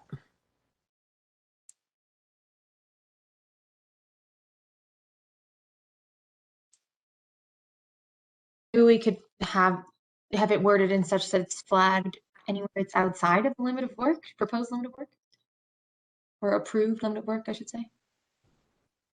Or is it just seems unnecessary? The limit of work itself should be flagged, so. Yeah. I don't know. I guess the only time it would matter is, if we have the condition saying that the stockpile should be out of the no disturb zone if possible, then it would help to have it flagged, to know where to put that stockpile if possible. But yeah, the area that's below the wall that's within that circle, there's no way that we're going to be able to avoid putting the stockpiling of the soils outside of the no disturb zone. The only area that I think we could get it outside of the 25 is if it's up on top of that wall. And a piece of that wall is going to have to be rebuilt. So it's going to be, again, very close to that 25-foot no disturb.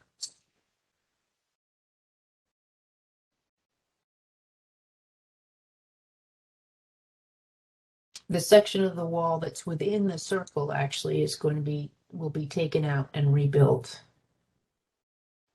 And outside of that circle, that will remain, but you can see it's not a very large area. It's not going to be, I don't think it's going to be a huge pile because it's just digging out that corner and for a frost wall, but I don't know what that means, huge. So. You don't have a yard estimate? No, I don't. Maybe just flagging that maybe the wall, just the section there where the 25-foot no disturb zone crosses the wall. That seems like an area that could be flagged so that, at least you can see whether the section of the wall that needs to be removed if that comes within the 25-foot no disturb zone, then I think there might be some additional erosion controls. that Right, would the be- Yeah. wall that's being removed and replaced will only be within that circled area.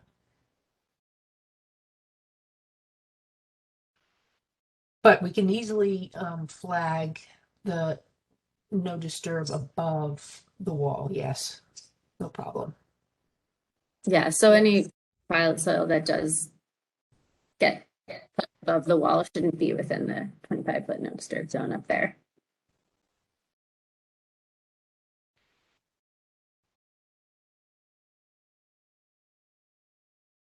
The other thing is that that's about a 4-foot wall. So the 25-foot no disturb zone is on top of a wall. So that also is a pretty good protection against erosion.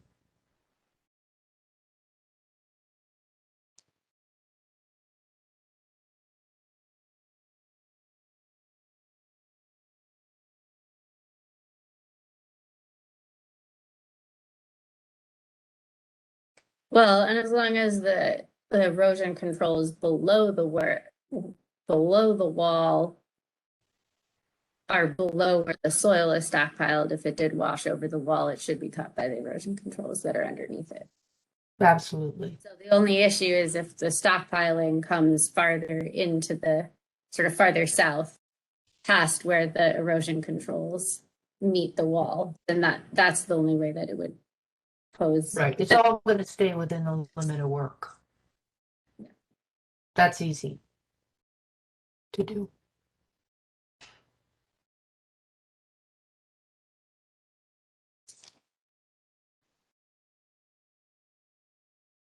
And can you remind us, Hassan, when the work is finished, or what your reseeding or stabilization plan is for behind the house there? Well, I was going to use chips. Just because there is so much invasive stuff in there, I just assumed use chips to stabilize it, and then I can manage anything that pokes itself up through that.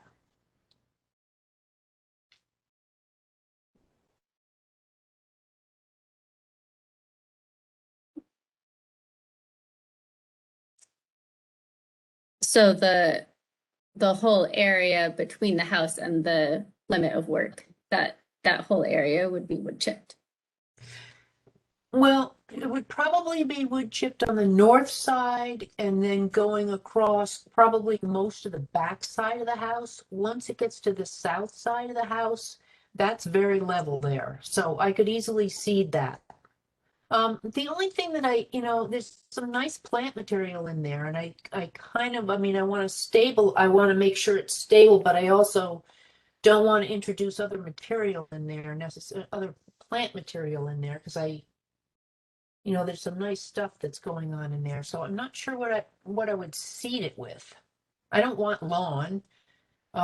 Conservation mix might add in a lot of other material. So I don't know. Do you have suggestions on other ways to stabilize it without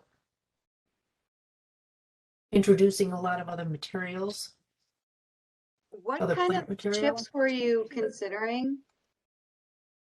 Like Home Depot wood chips, or what kind of chips No, what I would like to do is to get chips. My daughter's mother-in-law has some chips from some tree work she had done. If I was having the tree work done at the same time as this project, I would use that. But since I'm not, I'd probably be using chips from her pile, which are trees that she had worked on, and they just have huge piles of wood chips.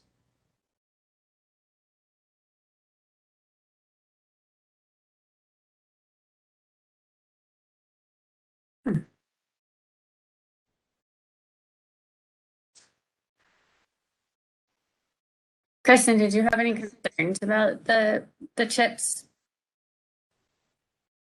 Well, I definitely wouldn't want there to be any non-native plant material in there.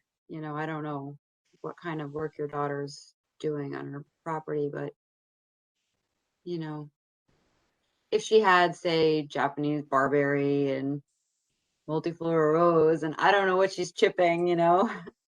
Right. I'll tell you that this place has got almost every single one except for swallowtail of the invasives there. And it is my intention that all the area to the east, below that wall, and on the eastern side of that, all that wetland area is all going to be just, I'm going to hand manage any invasives that I find. So I really want to put that back to a native and more naturalized area. And so it's chips from large trees that came down on her mother-in-law's property. I don't know that if you chip barberry or bittersweet or even Norway maple that you would get sprouts from those.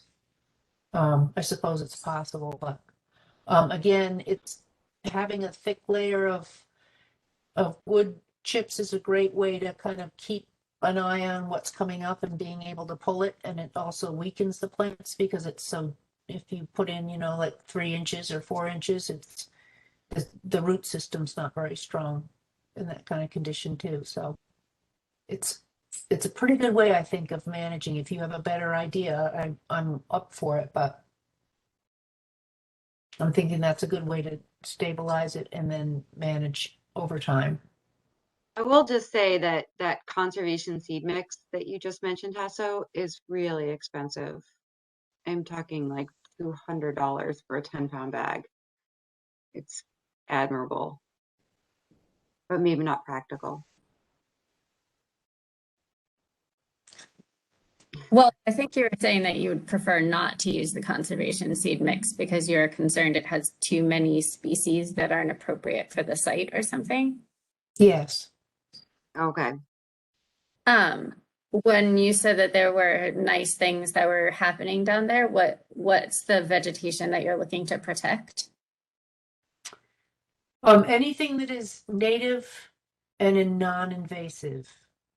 So there's jewelweed, which is a big part of it, but there's also a lot of bloodroot. There's cup plant. Let's see, what are some of the other interesting? Well, then there's things like Dame's rocket and stuff, which are they're non-native, but they're non-invasive.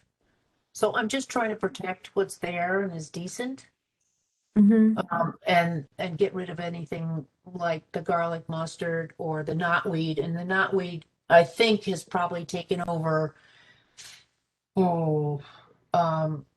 at least half of that backyard in the past. And I've been breaking it off every week and I've got it kind of under control, but there's not a lot coming up in its place yet. So I'm kind of just nurturing it by taking out what's invasive, non-native invasive, and seeing what shows up.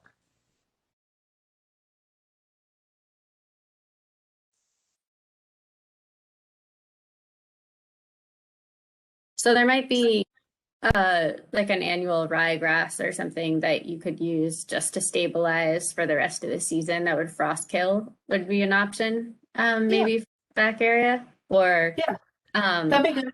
So used, jewelweed seed and like Kristen said, those individual species are not cheap, but it's not a large area either.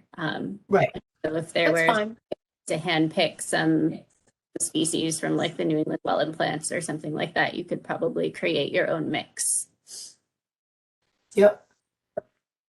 That sounds nice. I hate to put wood chips from an off-site property in the 25-foot no disturb zone. That's all I'm saying. It is a really effective stabilization method, putting down coarse woody debris, wood chips. I don't know. In the 25-foot, I'd rather see seed personally. Okay. So would you rather I work with a mix that I put together of native plants or annual rye or something like that? Is that what would you like to see? I don't think the jewelweed's going to go up there. The jewelweed is more down in the BVW area. It's fairly dry and a hillside, where it says the deck to be removed. That's all been underneath the deck. There's a bit of a grade there, so I kind of think like maybe the annual rye might be better. It's pretty shady. I'm looking at the site photos. Unfortunately, they were all taken during the non-growing season, so it's kind of hard to get a Yeah, it is good kind of read on shady. what's out there. But it looks like it's going to be pretty shady. I don't know. What were you saying, Rachel? Were you saying just some kind of annual stabilization, just an annual rye or something like that? How about if Cassie and I work out what the mix might be that would be appropriate? Yeah, I was gonna say we can put that in as a pre-construction to just for us to approve a seed mix. A seed mix. Yep. That's Yeah, good. and I think if we keep it pretty simple, Hasso should, something annual, and maybe if what you can find available, you should still be able to see what comes up in a seed mix. If it's not one of the mixes that has, 25 different things in it, Right. keep it pretty simple, and then you can still be able to pretty effectively monitor what comes up. Okay, that sounds good. Does Greenfield Co-op put together stuff like that? They might, but I don't think they specialize in natives. So Okay. You can ask. Okay. Agricultural crops. Right.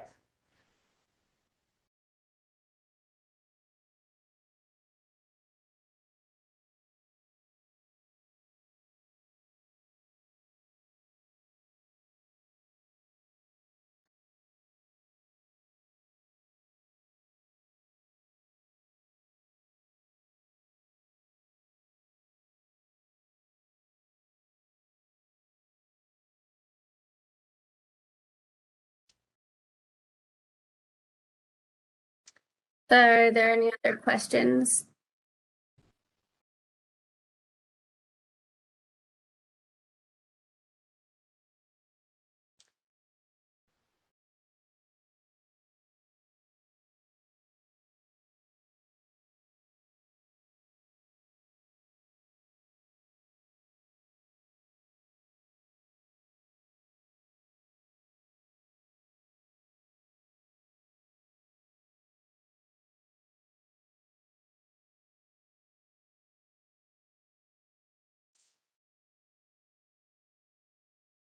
I don't think I have anything else. If there aren't any other clarifications needed, we could close the public hearing unless there's more information that is needed.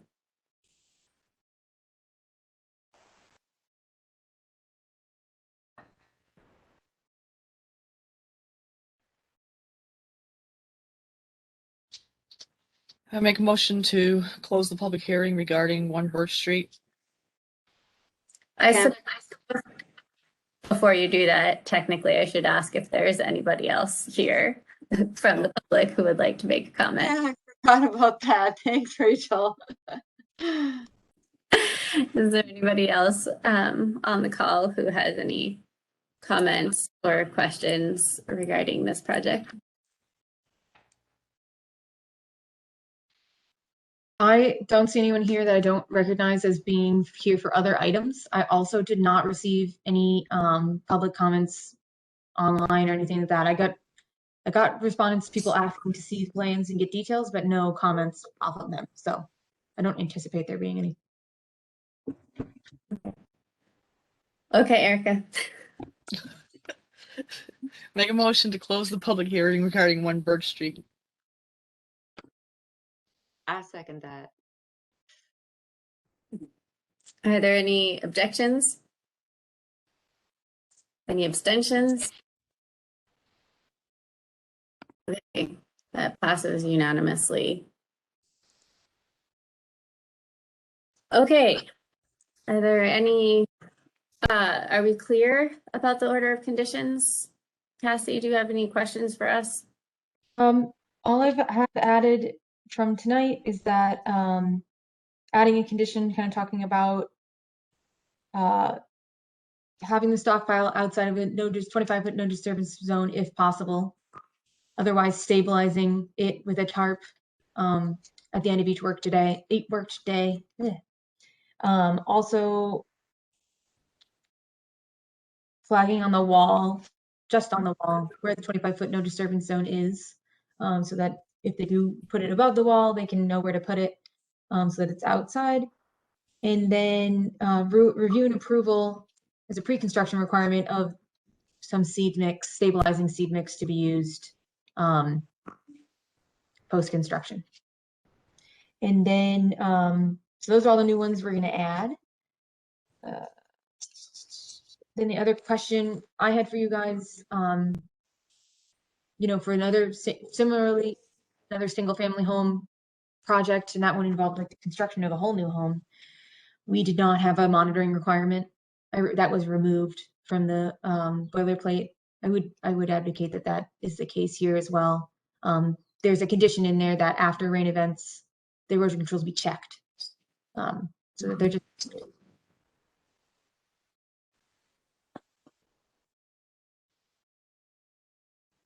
You have specifications for the erosion control? Do you want certain material used for the erosion control? There was a discussion last time. Last time it was noted that there was a request for 12-inch straw wattle to be used as a minimum. Obviously you can do more if you like, if you feel like there's a crazy, you know, you think they're starting to fail, or encourage you to add more. Basically you want to beef them up as necessary, and replenish them as necessary so that no violations occur. Okay. I don't know if the commission has anything to add about that.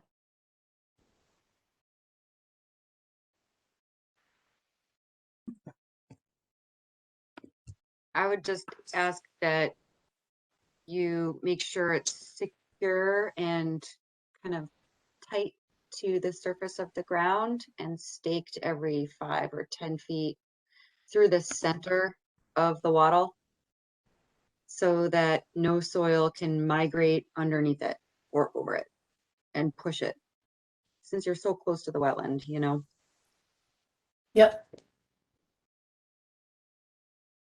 Look like Yeah, that was in your boilerplate for the last filing, right? I think so. I'll make sure it's in there. Okay.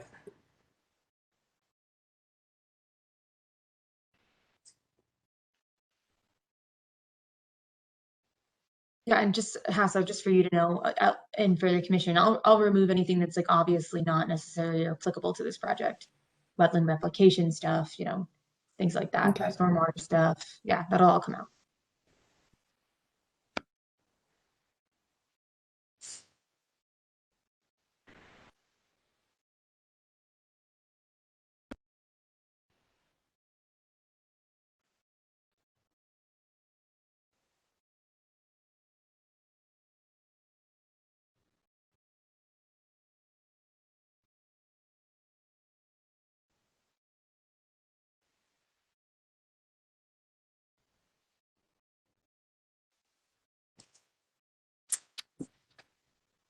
Is that, Erica, did you have something to add? I feel like I keep cutting you off. No. Okay. Are there any other conditions that are outstanding or that the commissioners would like to see included and to make sure are included?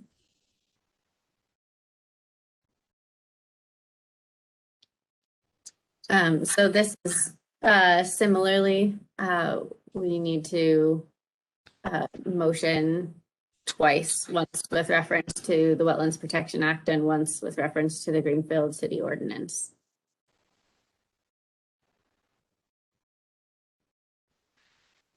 Make a motion to issue an order of conditions for 1 Birch Street with the updated changes that Cassie's going to put in reference to the Wetlands Protection Act. Second that. Okay, thanks, Travis. Are there any objections? Are there any abstentions? It looks like that passes unanimously. Now, since it's mostly like a lot of it's within the 25-foot no disturb zone,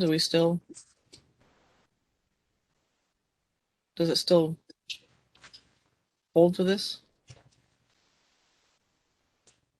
Yeah, I think that the order of conditions references where that happened, so Okay. it's absolutely applicable for sure. Okay. Okay. Make a motion to make an order of conditions for 1 Birch Street with the updated changes in reference to the Greenfield ordinance. I second that. Are there any objections or abstentions? Okay, that has also passed unanimously. Thank you all very much. It's been a pleasure. And you will see me again when I'm back with my invasive management project. Oh, good night. Good luck with your new home. Thank you. I'll be in Bye-bye. touch also with all the documents. Great. Thanks, Cassie. You're welcome. Bye-bye.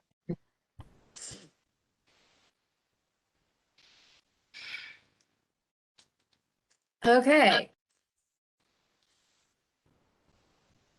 We have one more public hearing on the agenda tonight.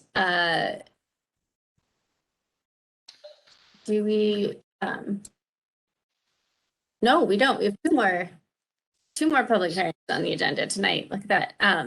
Everybody good? Anybody need a break? Do a little stretching. Do you want to take a two-minute break? I'm gonna use the ladies' room. I'll be right back. Use more. Okay, bio break. Bio break. Long meetings. So much harder to read people's body languages over the screen. Make sure you're not stumbling over and talking on top of somebody. It is hard. It's definitely hard. But we're getting our way through. Mm-hmm.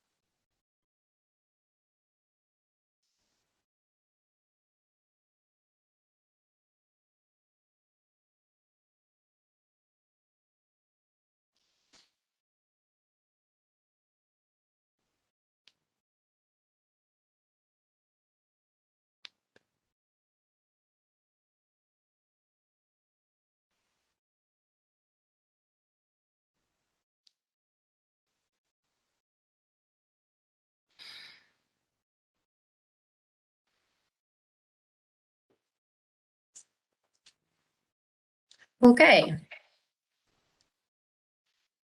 Looks like we're all back.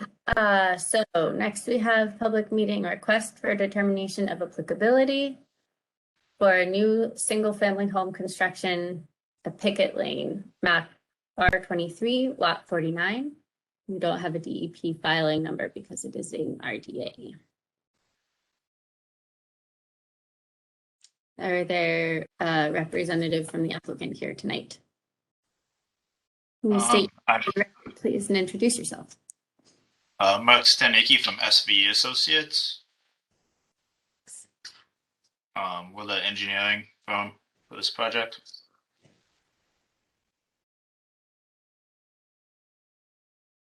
And I'm John Schultes. I'm the owner of the property and the hopeful future resident of Greenfield. I've moved from Texas into Irving, Massachusetts, where I'm happily watching your presentation tonight. Well, thank you for joining us. John or Mark, would you like to share the plans from the project and give us an overview? I can share it if. Sorry, you're making me presenter right now, so we should let you do.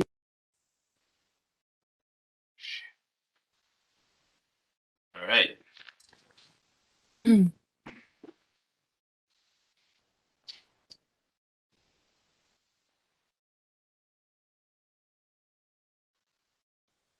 So, Mr. Schultes owns approximately 7 acres of land on the northeast side of Picket Lane. There are 2 resources that are on the property. There's BVW and Riverfront resource area from Millbrook, which is along the eastern property line of the property. The proposed project is a single family residence that would be proposed to be built here. There's 2 sorry, I can hear myself echo and I'm not used to it. There's 2 drainage channels here and down here that are from culverts underneath Picket Lane. If we come up to the proposed house, you can see that the majority of the work is outside the 100-foot buffer, and this right here is a rock outcrop that will buffer the wetland from the proposed disturbance. We will have to enter the 100-foot buffer zone to connect to the existing forced sewer lateral, and most of the that's an overview of the project quickly. It's a simple project that should mostly stay out of the wetland buffer zone. If you guys have any questions.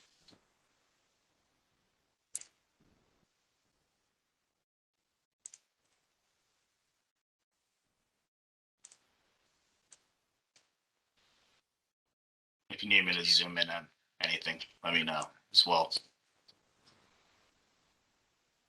So currently the stormwater runoff would head north and around this knoll and sheet flow down into the BVW or along the edge of Picket Lane down to the drainage channel from the existing culvert under Picket Lane.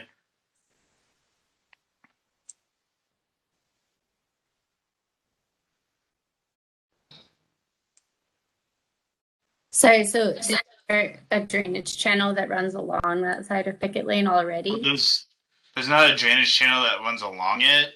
They're just, the stormwater will flow down the edge of Picket Lane and sheet flow along the right of way, the unpaved right of way, and then we'll enter this drainage channel that's down here. That's existing, and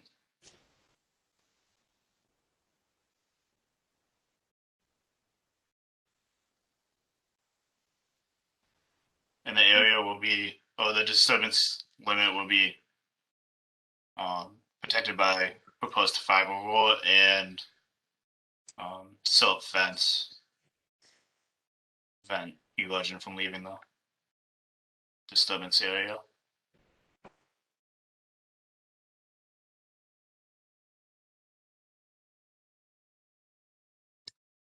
Yeah, I just should add from our site visit, basically, yeah, this area is really, that area where the limit of work comes into the buffer zone is pretty flat. Then it goes up, and all along that back there is this kind of raised ridge, essentially. It's like a natural berm that's going along the whole back of the limit of work. And then you can see where it drops off later, down below where the buffer zone encroachment's going to be. It's flat and then drops.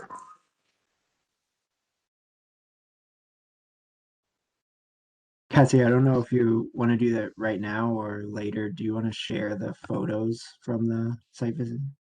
Yeah, I can do that now. It's hard. It's really vegetated. This whole area is vegetated with, trees and underbrush. So it's kind of hard to see, but I think it's still worth looking at. So hold on.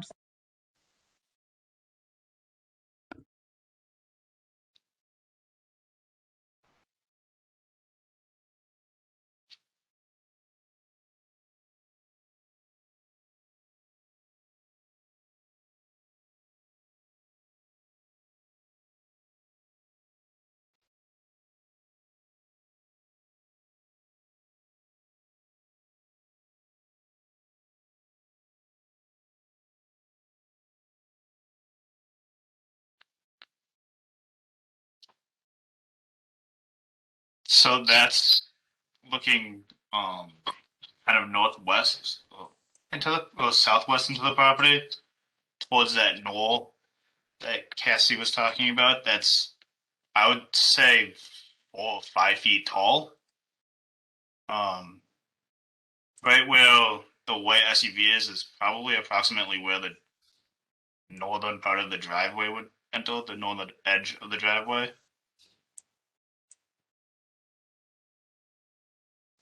Thanks, Mark. I didn't realize I was muted that whole time.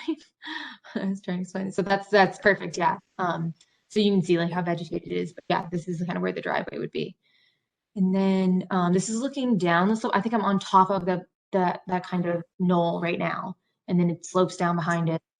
Let's see. I think I want to say the knoll is to the right here. It starts. Yeah, the knoll's on the right, and then there should be a stake by one of the trees, but I don't see it. It might be this. It's always ends up being hard. My phone isn't too amazing of quality. Let's see. To the road. The road. This is where it slopes off. Again, I'm on top of the knoll. This is Picket Lane is right here. And then just showing how the grade does change and go down this way. Is that slope outside of the disturbance area? Yes, this disturbance area doesn't encroach on that side of the knoll. The only area where it would is down by the road. Mhm. So within the right of way next to the road, it would kind of creep down that way. But it doesn't approach the slope itself. Mhm. The steep slope down to the swale. See. So this is kind of looking interior. I think this is the stake for the house. Is that correct, Mark? Yes, that's, I believe, the northwest corner of the house, maybe northeast corner. So Picket Lane is behind me. The knoll is kind of starting over here. And then the encroachment in the buffer zone would be to the right in this image, probably by a ways. And I think that's the last image I have. So I'm just curious, is that ledge that's within the house footprint? No, that's where we conducted a test pit to determine the depth to ledge. Where that stake is. Mhm. That stake, if you go back to the next picture over, I think that way. No, no, this one. That stake is the closest to the knoll that the house would get. Yeah.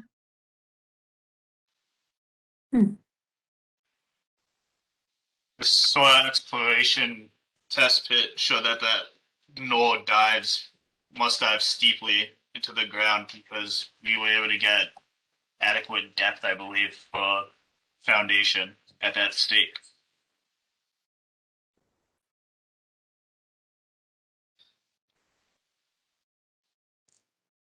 Are you guys good on these pictures? We can maybe go back to the plan if Mark doesn't mind, or if you guys are ready.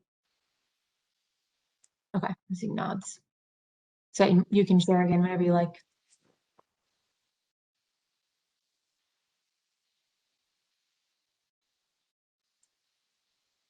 So that stake was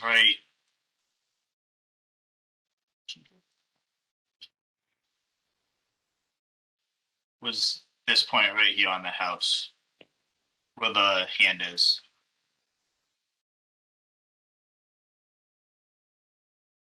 And so you have the priority habitat line in pink, and then your riverfront area is off the plan. So you're not within any other. So this proposed house isn't within the riverfront area. It just crosses into the 100-foot buffer area, and we're outside of natural heritage as well.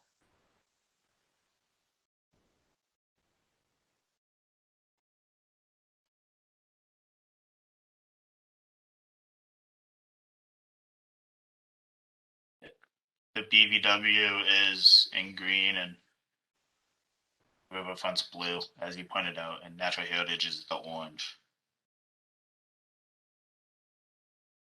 Could you zoom in on the area where it does encroach on the buffer? Just so we can look at the contour lines. So this is to the very top of the LiDAR ridge. This is right. These dots are what a surveyor shot at the top of the ridge.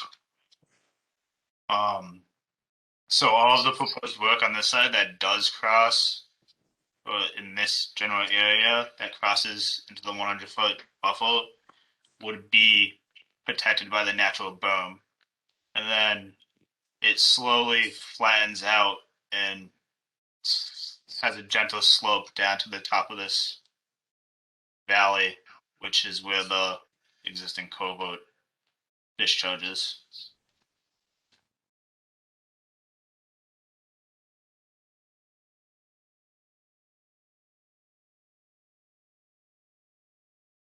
So the only work that's even going to be done within the buffer zone, if I remember correctly, is this fine gray line, which is the forced sewer connection. You said you're just going to trench it and backfill, correct? Correct. And then any disturbance would be loam and seeded. There's slight grading, but it's all going to happen outside of the 100-foot or on the side of the knoll that's protecting the wetland.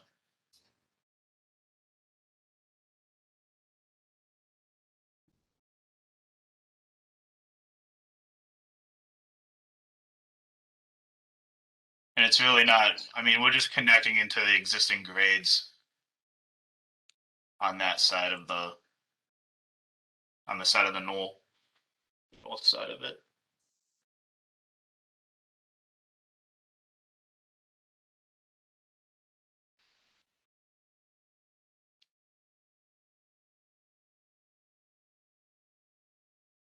What's the anticipated timeline for the work, Mark? Do you know? John can answer that question.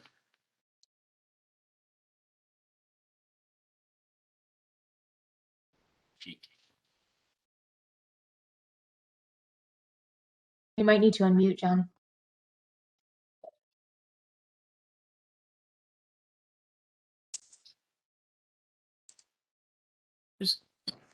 John, you're Oh, muted. still muted. There we go. Okay, can you hear me now? Yes, we can hear you now. Okay, not familiar with the Cisco WebEx, but no, we're hoping to start work just after the start of summer. I guess in towards the end of June, and hopefully 8 to 10 months have a home in Greenfield.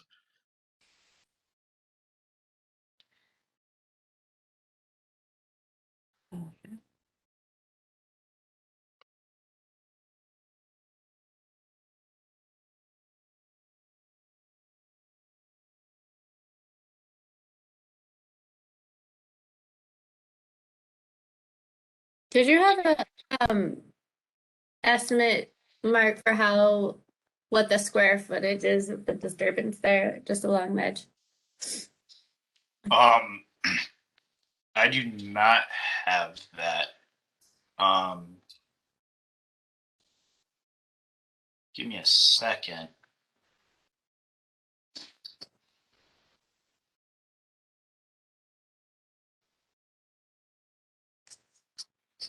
Plus, every time I try doing something, get a quick help, my computer freezes.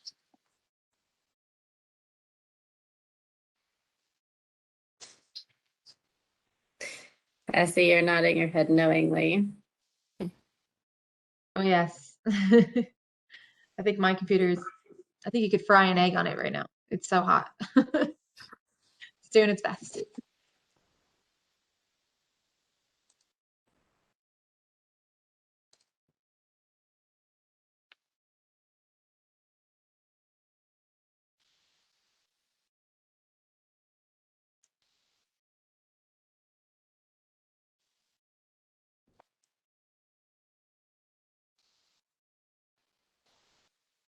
I think I stopped the share. Sorry if that was me.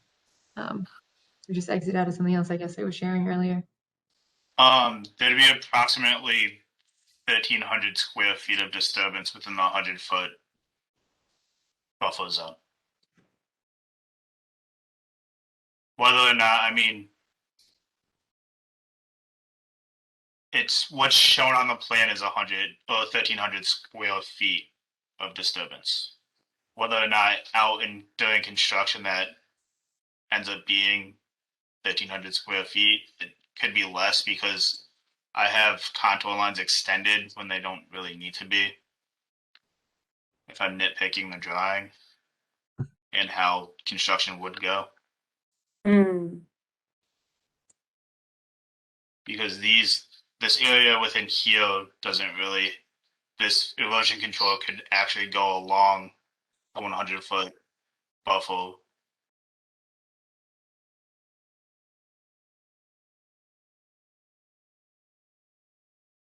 you guys seeing the plan? Do you need to see the plan? I don't know if it's still showing anymore. Sorry, Mark, I think I did something that might have stopped the share.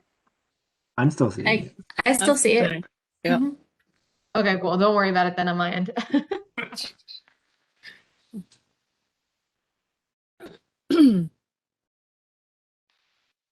I'm just curious, This is the it. area that's going to be disturbed, is that, it looked like the whole site's pretty much all forested, so I assume, are there like large trees that are going to need to be taken down or anything? It will be. I mean, it's, if Casey can go back to some of the pictures, you can see the size of some of the trees that are located within the lot. That's the erosion control is also the clearing limit on the plan, so you don't really have anything massive or like outside of that small little area that's going to be getting cleared. Mm-hmm.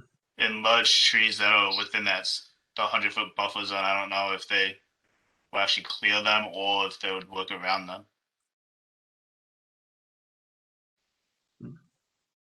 There was a picture of a shagbark hickory. I don't know if that rings any bells for you or Cassie or whoever took that photo. You remember where that was? I'm not familiar. If you want to, are you looking at it right now? Maybe you can just share it No, quick. I and saw it can see. earlier. I'm gonna try to pull it up. I don't remember where. Hang on.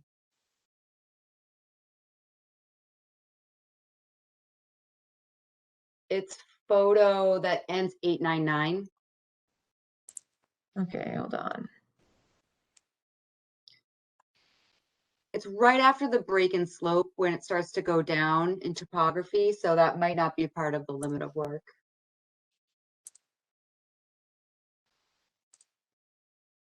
This guy? Yeah, it's so pretty. I don't think there's any work proposed on the slope. I think I'm on top of the berm, that like the berm knoll right now. But I thought, okay, just curious.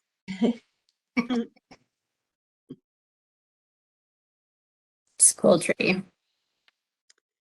A lot of bat habitat. And honestly, I have to say, this is a really big parcel with a lot of environmental constraints, and it's a pretty small footprint. So looks like it's going to be a nice house, John. Thank you. I'm looking forward to having that slope in my backyard.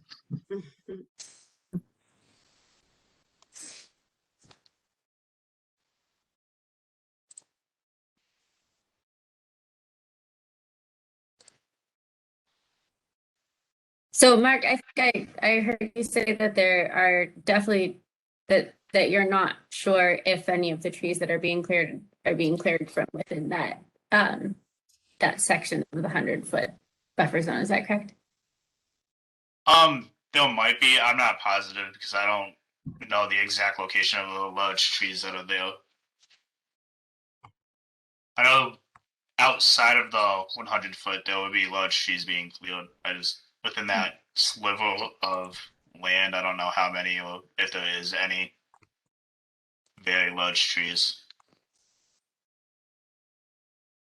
And we're not really changing the grade all that much within that area. So if there's a large tree that's not in the path of the fourth sewer lateral or sewer, then I don't foresee them needing to put it down unless John wants it. Are you planning to plant any trees, John, in your yard after the house? Oh, yeah. Yes, we're going to do a buffer area between my yard and the what constitutes a kind of an existing roadway that goes to the back of the site along the. You can see the tree line that is proposed is a vegetated buffer across the side of my property, or the side of my where my house is. That is a road that kind of goes towards the back of the property. It was a forest or a farm road at one point, and we are planning to put some buffering trees there. And then where the force main is going along the southern side in the buffer, we were hoping to. I was hoping to put some additional planting, replant in and around the 1.5 inch HDPE force main that I have to put in. So I would have some would plan to put some trees down in that area if it's not a problem. So it sounds like you just requested that any trees that are removed from that that area of the buffer zone be replaced like on a 1-to-1 ratio with native trees or shrubs, that wouldn't be a problem. If I wouldn't mind if you gave me a size caliper, because there are some things that you can consider trees that are just saplings and things like that. There are a lot of small things, but yeah, I was planning on putting at least 3 trees in that area, which is along in this area between the town right of way and the what I consider to be my front yard line. We weren't planning to take any trees down on the slope other than the tree that we would have to take down. There was one large tree, but that's not in the buffer zone. That's on the property almost adjacent to the corner of the rear corner of the house.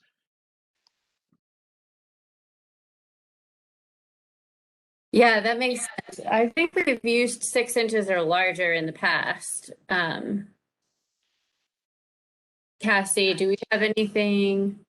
I would have no problem with that stipulation. If any trees that we take in the buffer zone that we'll place on a one-to-one basis. Yeah, and the trees that those would be replaced with would need to be native trees. Okay, And Kat has some resources that she can share that have some plant lists. SVE, I know, also does. that'll be fine.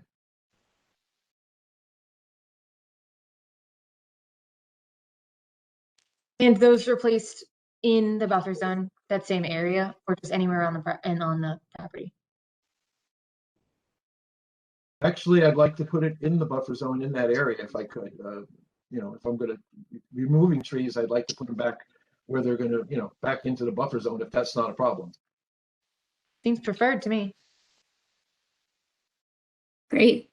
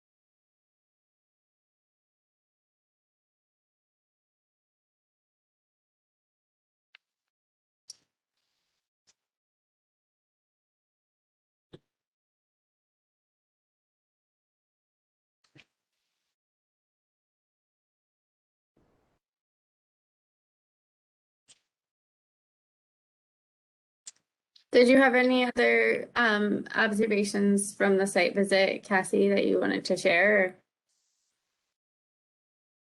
No, no, honestly, it's not a huge area of I think that's the reason it's an RDA. It's very small amount of buffer zone impact, and I think they seem really amenable to, the tree planting and replacement of it, and yeah, seems straightforward to me.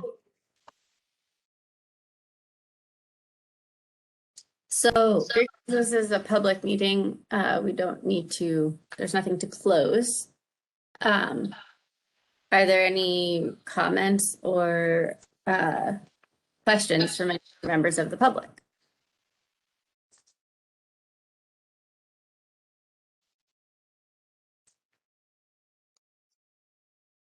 I haven't received any indication saying such, and it doesn't looks like pretty much everyone else who's here is for other items. Great. So in case for the commissioners, a negative motion for to make a motion for negative determination would indicate that the plan does not negatively impact the resource areas in any way and essentially approves this for work with conditions. A positive determination would require the applicant to then submit a notice of intent in order to have the work completed. So just a reminder about the wording for an RDA, it's a little different. And I think you just need to specify the type. If you do choose to do a negative determination, just what the type is. 2, 3. Yeah, Cassie, did you have a recommendation there?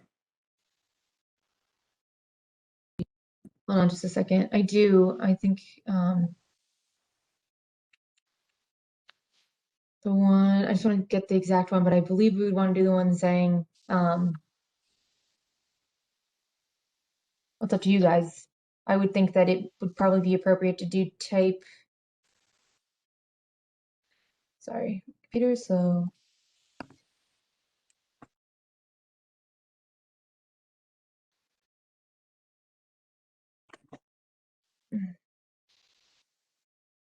It would be appropriate to do a negative determination type You could do two, but it sounds like you want to have conditions. So type 3 with conditions, the condition being to replace the trees at a 1-to-1 ratio. We could also have conditions that you want me to be like notified when the work starts or when to make sure the erosion controls are in place. That's one we've typically done as well. And then also just a notification when the work is completed. Yeah, so the negative determination motion 3 is a determination that the work described in the request is within the buffer zone as defined by the regulations, but it will not alter an area subject to protection under the Act. Therefore, said work does not require the filing of a notice of intent subject to the following conditions. And then we list our conditions. So that is what a negative determination 3 is.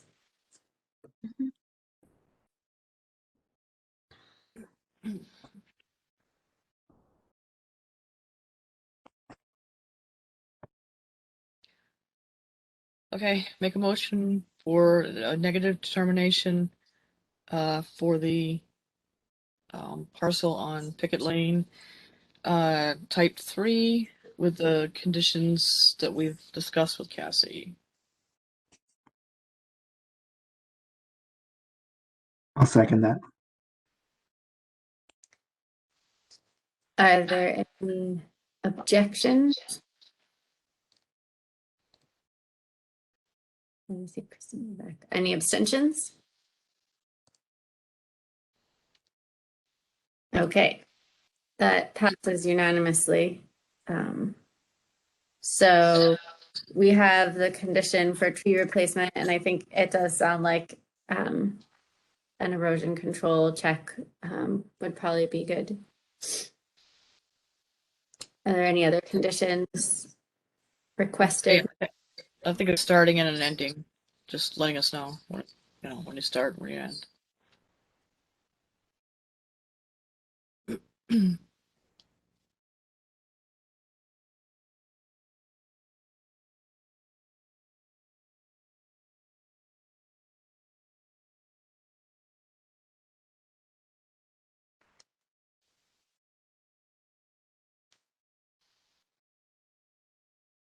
Okay.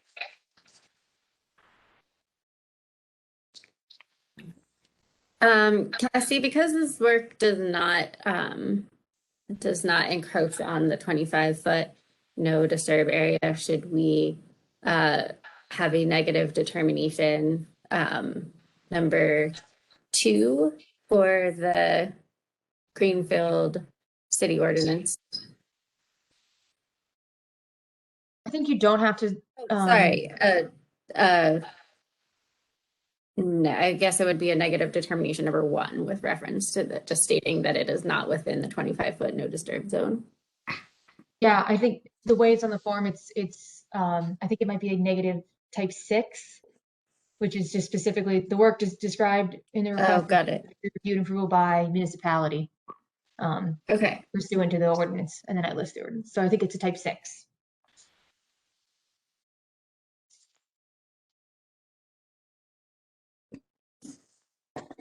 Make a motion for. Go ahead, Erica. Oh, I thought somebody else. Make a motion for a negative determination, type 6 for the property on Picket Lane. I'll second that. Are there any objections? Any abstentions? That passes unanimously. Okay, Cassie, take it away. All right, John and Mark, I'll be in touch as soon as possible with that completed order for you. I'll send it to you and DEP simultaneously. Okay, thank you. Thank you very much. Appreciate it. You all have a Thank good you evening. for coming and sticking it out. Not a problem. Not a problem. Have a good night. Good night now. Good night. Okay.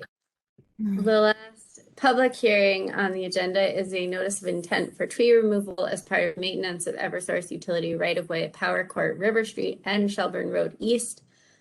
does not have a map or lot number. This is DEP file number 1680342.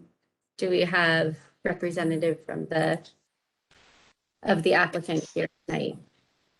Yes, we have actually 4 of us. I'm Melissa Kaplan from the BSC group. I'm the environmental consultant for the project for Eversource Energy. My coworker Mark Smith is here as well. And then we have Jonathan Roberge and Simon Hilt from Eversource. They're both environmental scientists with Eversource. Am I allowed to share my screen? This project is, as Cassie said, along several roads. Let me. I just gave you the power to share. Sorry. Hopefully it'll work. Yeah, I got it. Let me get I got 2 screens, so let me get it all set up so I can see you and the map. Second.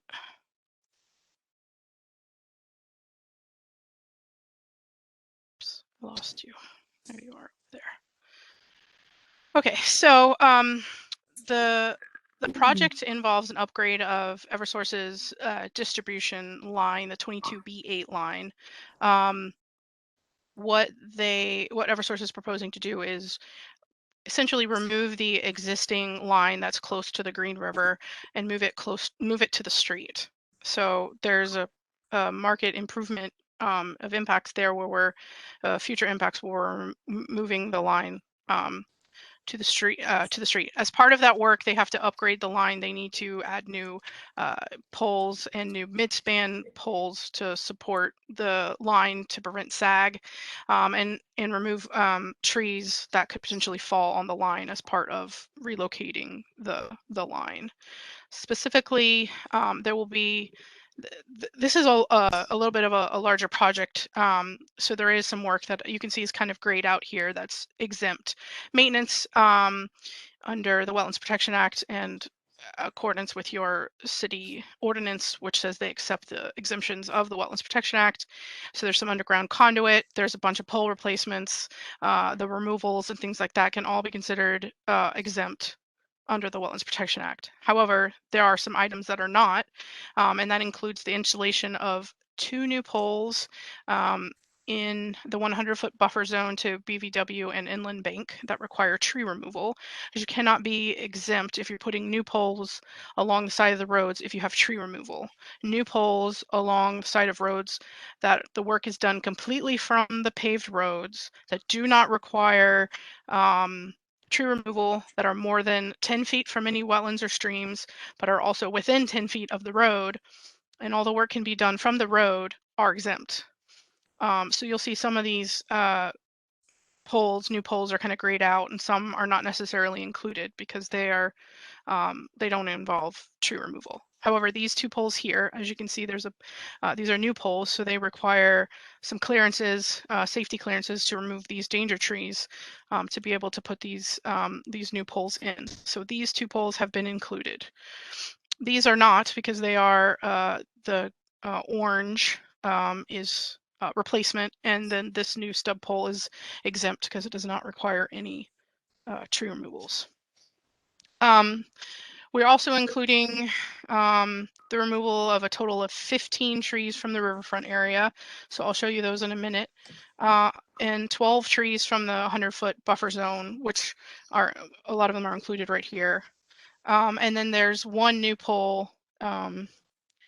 It's on the next page, I'll show you in a minute. That's within riverfront area that also requires tree removal. Work within riverfront area is also covered in the minor buffer zone exemption of the Wetlands Protection Act. So I'll just go kind of over, that was really quick. I know I speak quick and I know it's late, so I'm trying to move quick. I'll just go over kind of what you're seeing on the screen here. So as I mentioned here, we have 2 new poles, tree removal that's included, and this is only in the buffer zone right here. Here's the green line of the buffer zone. This blue line is the riverfront area. This dotted hashed green white line is natural heritage area. So we do have some work in there. We did get a determination back yesterday from Natural Heritage saying that this work is exempt. Again, they have an exemption for work within 10 feet of paved roads is exempt. So all of this work qualifies as under that exemption.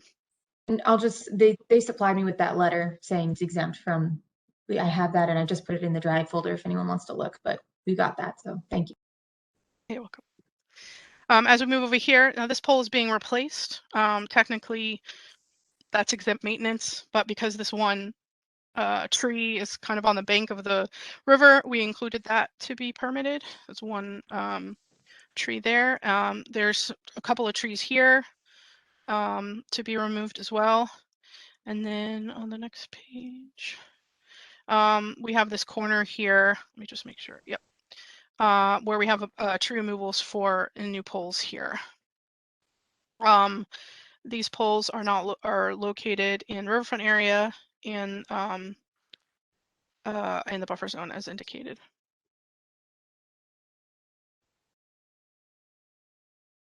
Sorry, I was just looking at what I had written. So I know, Cassie, you had a site walk with Mark this morning.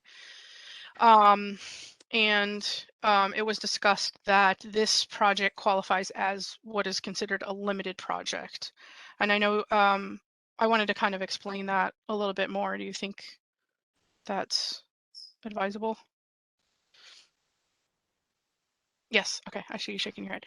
So what a limited project is under the Wetlands Protection Act, under 310 CMR 10.53, Section 3, there are a list of a bunch of projects that conservation commissions can approve at their discretion, that they don't necessarily have to meet all the performance standards of the Wetlands Protection Act. So in this situation, the performance standards of the riverfront area. As long and under 3D is the one that specifically says for the construction, reconstruction, operation, and maintenance of underground and overhead public utilities in accordance with several conditions, including best management practices or best available measures shall be used to minimize adverse impacts during construction, and the surface vegetation and contours of the area shall be substantially restored. Because this work will all be conducted from the road, there will be no ground impact associated with the tree clearing. The only impact is the 4 square foot, which is probably an over conservative number for a distribution pole being installed in the ground. So it's 4 square feet times the number of 3 or 4 poles that are going in riverfront area, the surface vegetation, yes, we're going to be removing the canopy layer, but that does not mean we're removing surface vegetation. There will still remain the shrub layer and the herbaceous layer, and where the tree might be removed or cut, that those shrub layers are going to fill back quickly in these disturbed areas. So I just wanted to make note of that.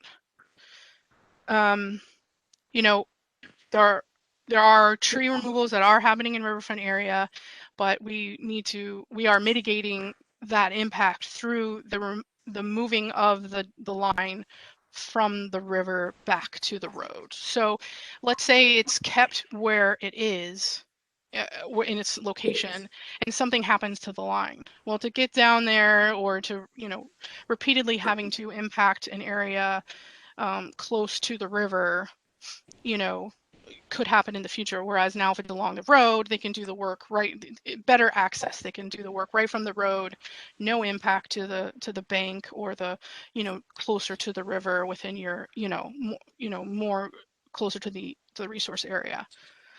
So that is we are kind of providing a mitigation for the tree loss in terms of relocation of the line from the river. Other than that, that's essentially the project.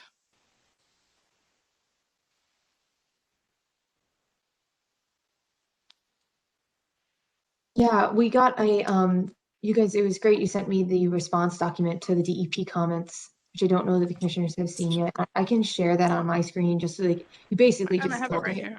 Yeah, I think that'll be helpful, just so then. Yeah, sure. So I can go. Yeah, I'll go over all of that if you want. Yeah. So Mark Stinson sent us a couple of comments in the file number,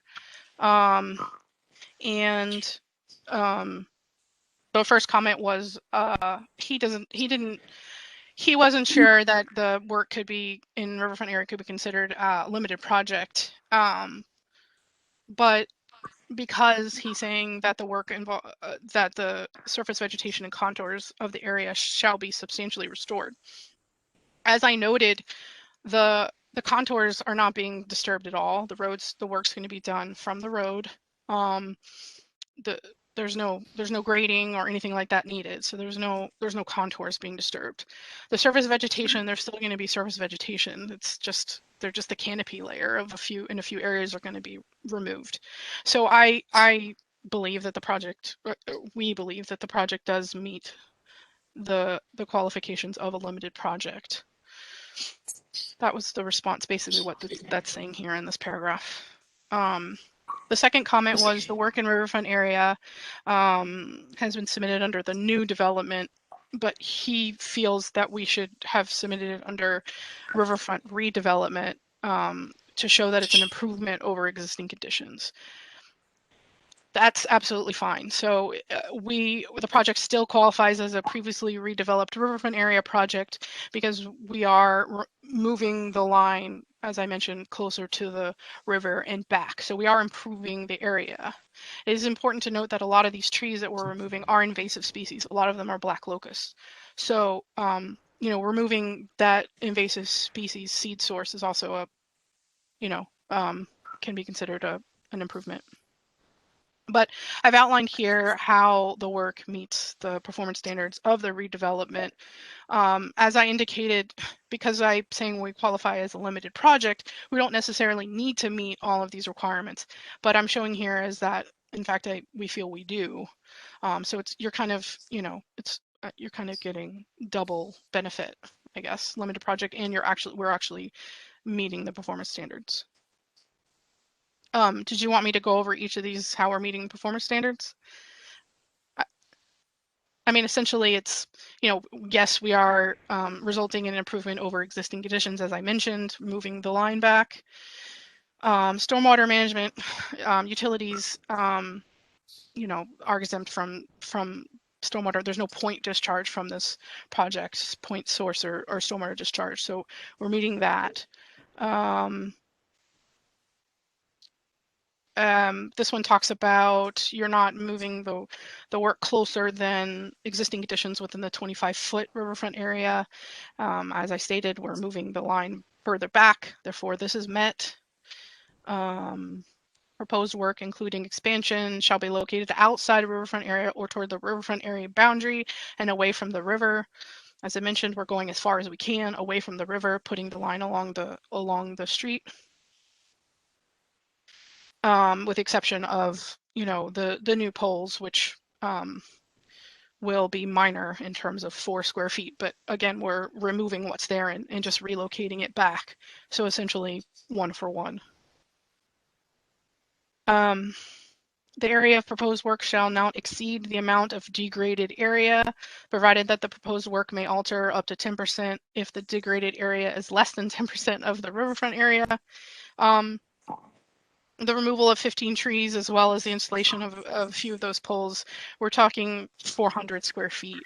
This is well under the 10% of the riverfront area in this location. So, in addition, understory shrub layers will replace the areas where the trees have been removed.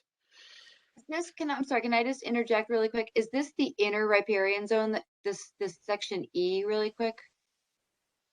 Is that what we're considering, that inner riparian 100? The inner riparian is considered the first 100 feet of the riverfront area. Most of this work is all within 100 feet of the river. Yes. Okay. Yeah. I'll bring up the map real quick. If we were to be, 200 feet, you'd be back here in these yards. So the 100 feet is essentially the buffer zone, so the green, and then the 100 feet more is the blue line.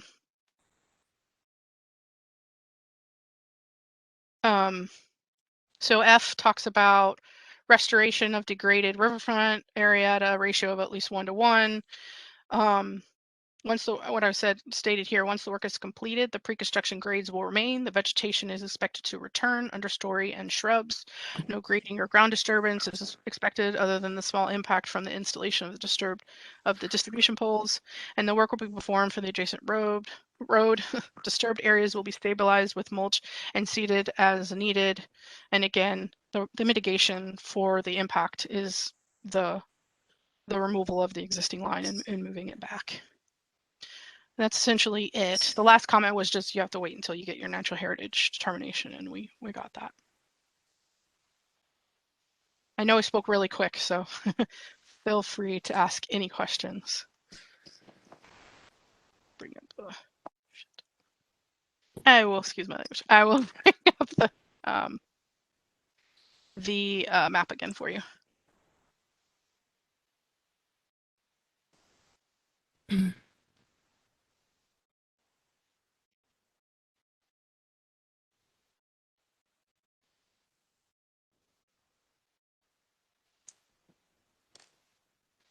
So how many new poles are there going to be? 4? Is that what you said? Yeah, there's 2 here, and then there's 2 in the buffer zone over here. I mean, there's several more as part of the project. It's a large project. No, but in terms of, I'm sorry, and then there's 1 here. In terms of jurisdiction, because there's tree removal associated with it, I would say there's 4 or 5 poles. Okay. And you think about 15 trees coming down for those 5 poles? Yes. You Well, we added like this one too, so yeah. Do you have a species composition? Are they all black locusts, or do you have a table? Did you quantify them at all, or? Let's see. I know that we said the majority are black. I think a couple of them are red maples. Mark, do we happen to quantify them? Yeah, I did. Let's see. We have some Norway spruce as well. Red maples. We have 1 walnut tree, and some ash trees. So we have 8 black locust, 8 maple, 3 Norway spruce, 6 ash, and 1 walnut tree. And it was anything above 3 inches DBH we were calling a tree. That sounds like a lot more than 15 trees. Oh, we also had, I'm sorry, we had 15 in riverfront area. I apologize. 15 in riverfront area, 12 in buffer zone. Yes, sorry about that.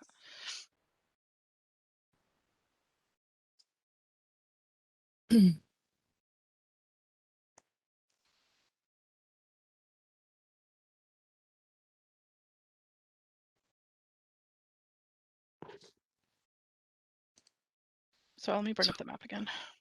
So 1, 2, 3, 4, 5, 6, 7, 8, 9, 10, 11, 12. The 12 in buffer zone are right here. And then the rest, the 15 are here and here that are riverfront area.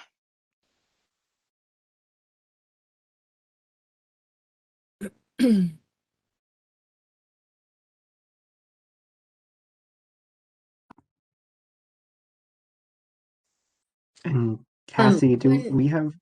Oh, I was just gonna ask if we had site visit photos to look at, but you can go ahead. No, that's. We do. I can share them now. Hold on just a second. Yeah, I still have some photos too, but I'll let you share yours. Your photos might be better than mine, frankly.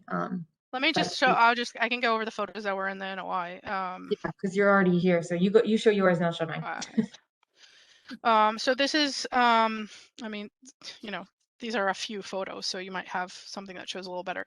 But this is the bridge at the Green River at Mill Street, so you can see. And then this is I think this is the tree right here, that black locust that's right on the bank. Or I can't tell which one's the tree and which one's the pole. I think this is the tree and that's the pole. The one on the front is the pole. Yeah, thank you. That's the pole and that's the tree. So that's the one that was the one that's being replaced, but the one that we included that's right on the bank there, that black locust. And this is in that area in here, I believe. one of the trees that needs to be removed near pole 214 1L. And then again, that's in that another one that's in that corner that needs to be removed. Oh, I got some more. It's another one. This is the one that's at the end of Power Court in the buffer zone. It's one that needs to be removed. And then this is just a view of the river. That's it. And so these aren't going to be stumped. That's how you're meeting Mark's comment from the DEP letter. Yeah, they will just be cut at the surface. There will be no ground disturbance. There'll be no removal of the underground or the stump. And they actually have to be removed. They can't just be trimmed. Yes, these actually have to be removed. Because the you can see that the realignment of this, you can't see it, but the realignment of this would put it near the wire, and we can't have the tree fall on the wire.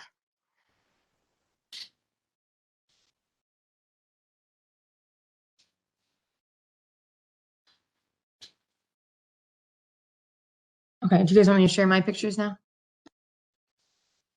Sure. Okay, I'm going to share my screen. Here we go. Okay, so yeah, we did the site visit today. So this is near the the intersection, with Dunkin' Donuts and Main Street and all that good stuff. I don't think it's Main Street, but this is the area of the ones within the riverfront area to be removed. This is kind of just like an overview. This is a closer look. The bridge is over here. 8 Conway's over there. Enterprise is back here. So it's kind of like this is one of the trees to be removed. This is on the bridge. You can just see there's existing lines that are going through that are going to be close to the river. These are all going to go away. Let's see. This jumping ahead. I'm going to come back to that. Jumping ahead. Okay, so this is Enterprise is to my left. This is just showing like there's a proposed like underground utility coming through, but it's all going to be within the existing roadway. I think that work is exempt also. Let's see.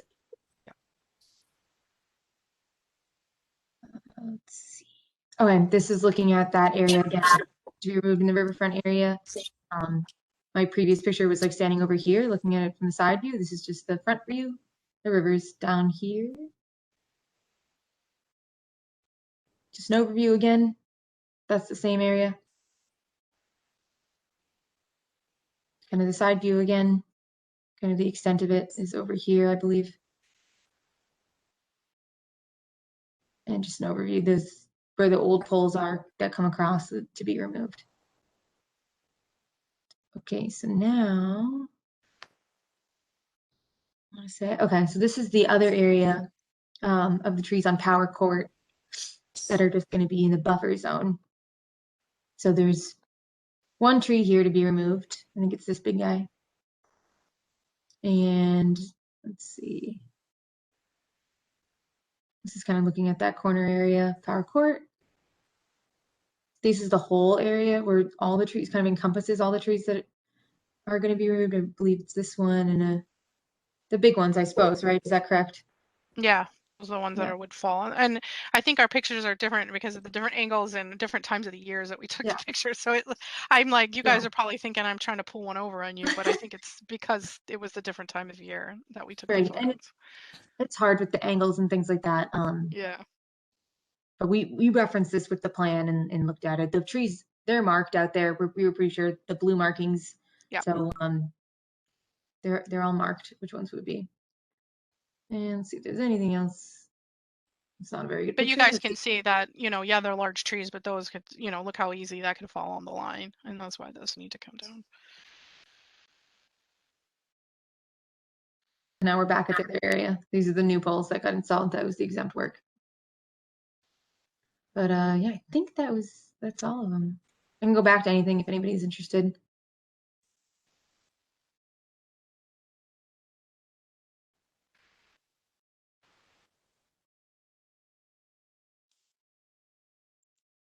Can you describe the process of the removal of the existing wires and how you're going to limit the disturbance or restore the area just from the, like at the base of the poles or post construction? Yeah, I mean, they can cut the stuff by hand, but for the overhead stuff, they just set up their bucket trucks on the street and reach over and do the work. So are the poles that are down farther on the bank going to be removed or left behind or cut? They will be removed, but they will be cut at the surface. So there will be no ground disturbance for the removals as well.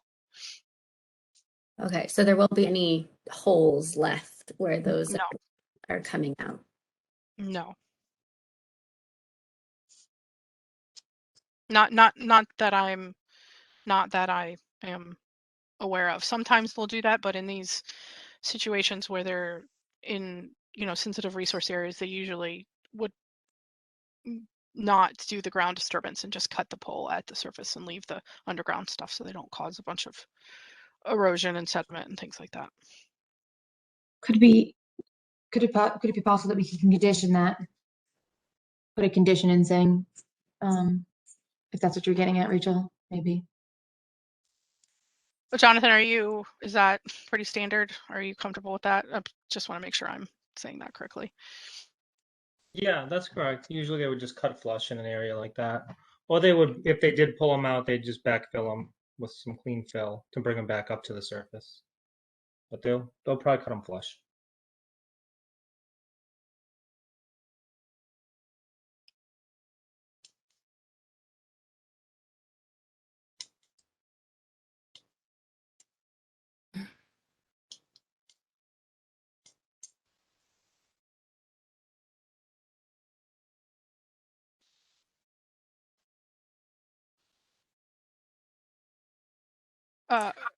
Cassie, one thing I do want to say is those poles that you did see installed were actually Verizon, not Eversource. Oh yeah. Yeah, thank you. That was noted during the site visit as well. Appreciate you noting that here. Yep. Has the maintenance of the existing lines that are farther down the bank included tree removal or tree trimming? Typically, yes. They would have to do removals, or they have to maintain those lines, so they would have to remove trees anyways, if to prevent trees from falling on that line. So there's regular vegetation management that's done on all their lines. So it looks like well, from one of Cassie's photos, like the height, the vegetation difference was really stark, right? There were the large trees along the road, and then I would assume then the vegetation that was farther down the bank has been maintained at a much shorter level because of the wires. So by moving the wires farther up the bank, then would the vegetation that's actually closer to the river be allowed to mature to the height Exactly. of the tree being removed? Exactly. Exactly. So that's why we're saying that that's like a mitigative measure.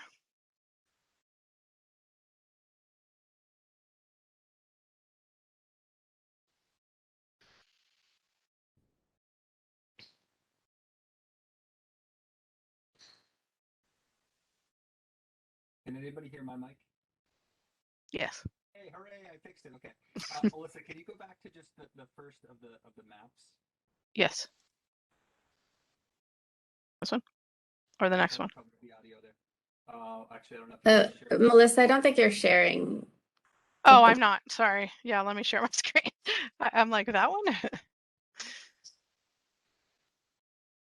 Yeah, just what you were getting at right there, Rachel. Though some of the work is exempt and is kind of covered up in the gray kind of overlay to draw the commission's eye to the work that is actually subject to review. Underneath the grayed out portions there, you can see quite a few poles that are right along the bank of the river, as you noted, that are going to be removed. So while that work is not subject to review by the commission, it's basically we're removing a line that is right along the Toa slope of the Green River there, and going to be moving it closer to the roadway. So you're correct in your assumption there that That corridor is currently managed for vegetation that could have the potential to grow up into the lines or fall onto the lines. So by moving the lines closer to the developed portion of the area, the roadway there, it will allow the area closer to the river to naturalize and revegetate, whereas the managed portion will be right along the roadway right of way. And that section of the line that you just highlighted green is that the section of the line that is going to be buried under the road, and so it won't need vegetation maintenance? Yeah, this piece would equate to being moved to underground here, yes. But this part here, I can annotate. This one right here is all being removed, which will mitigate for that being moved closer to the road and these trees here. And similarly, the part that's on the south side of Route 2A there is going to be removed and placed underground within the paved roadway. So definitely the infrastructure is going to be moved further from the resource area and within the developed portion of the site. Yep. Yeah, so we could, consider this removal, all of these removals where the vegetation has been maintained at lower heights to prevent it from growing into the wires as, improvement. And just like in the letter to the DEP, this is all would be redevelop, improvement of existing developed riverfront area. That reminds me of a question that I had, with you changing it for the wording to be improvement of redevelopment, would you need to just update the NOI submittal, or I don't know what would need to be. No, I don't. I mean, I've never done that before. He puts that comment a lot. And it's ultimately, he always says it's up to the commission to make the decision of what they want to do. In this situation, you would, if you have any condition, you just move forward with, as you normally did, you would do is any conditions that you might feel would be relevant and put that in as a special condition in the order of conditions.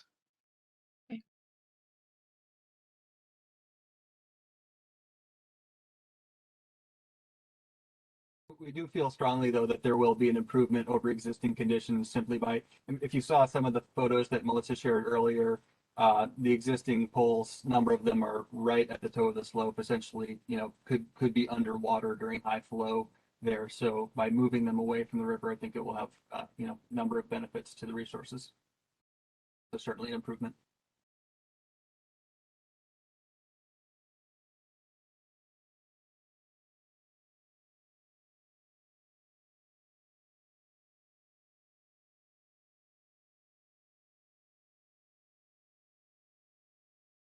Yeah, and Melissa, actually, if you can go back to the second map sheet there. So again, you can see that gray pole that she was just hovering over there, on the other side of the river. Yeah, so that's going to be removed, and the new pole will be farther back away from the river along the edge of the road. Again, the orange dots there are replacement of existing poles, and then the red dots are new poles, which for the most part will be farther away from the river than existing conditions.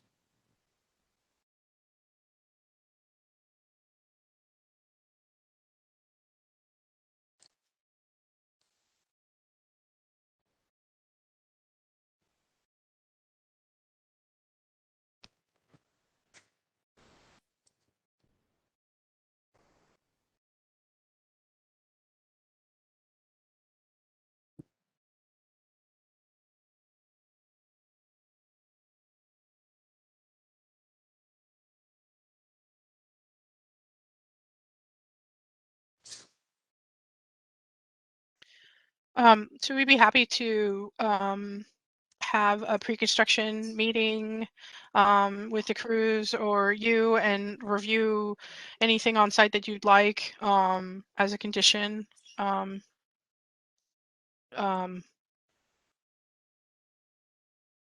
want to throw that out there.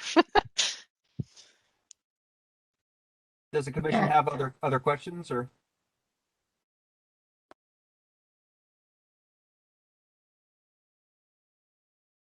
Essentially, you know, it's an existing line that's going to be moved to a place that is going to increase the reliability by, you know, reducing the potential for interruption due to high flow events from the river, you know, tree fall events, as we're seeing, you know, more intense weather events with climate change. So it's an infrastructure reliability project and also has some ecological benefits by just moving the infrastructure away from the river again.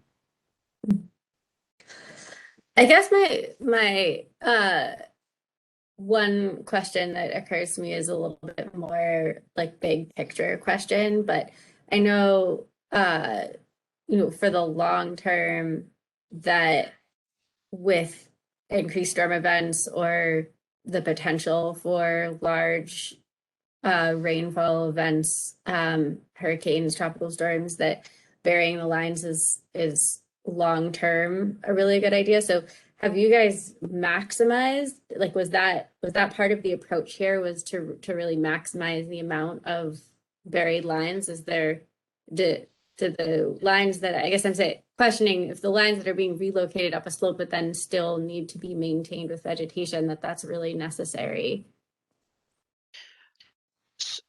Eversource looks at that option wherever we have the potential to explore it.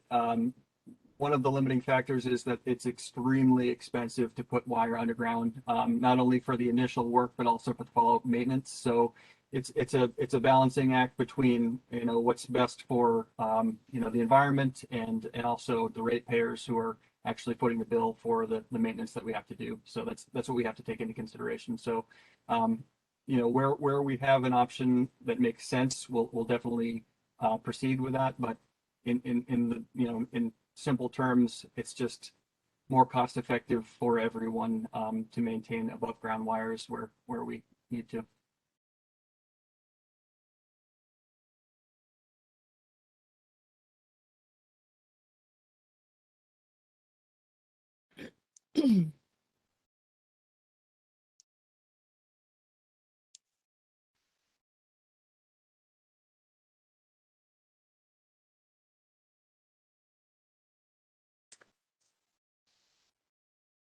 Are there any other questions? This is a public hearing, so if there's any other members from the public who are here to comment, we can open to public comments.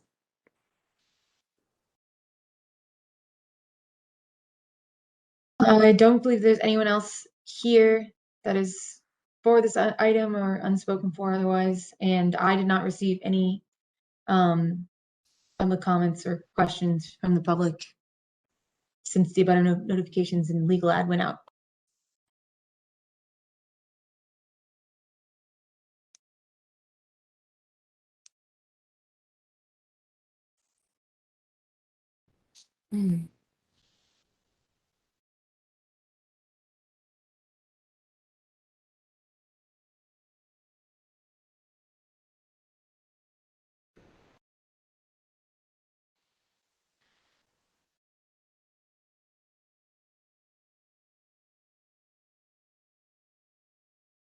So in this case, this is a notice of intent, and the perfect motions would be to either accept the notice of intent and release an order of conditions or not. You also have to close the public. Right. Are you asking Eversource or? Oh, okay. Yeah. Make a motion to close the public hearing for the Eversource project. Second. Are there any objections? Any abstentions? Okay, the public hearing is now closed. We can, I would entertain a motion for the NOI, or we can continue discussing. if there's anything else that the commission would like to add. I don't know if you guys want to talk about possible conditions before motioning.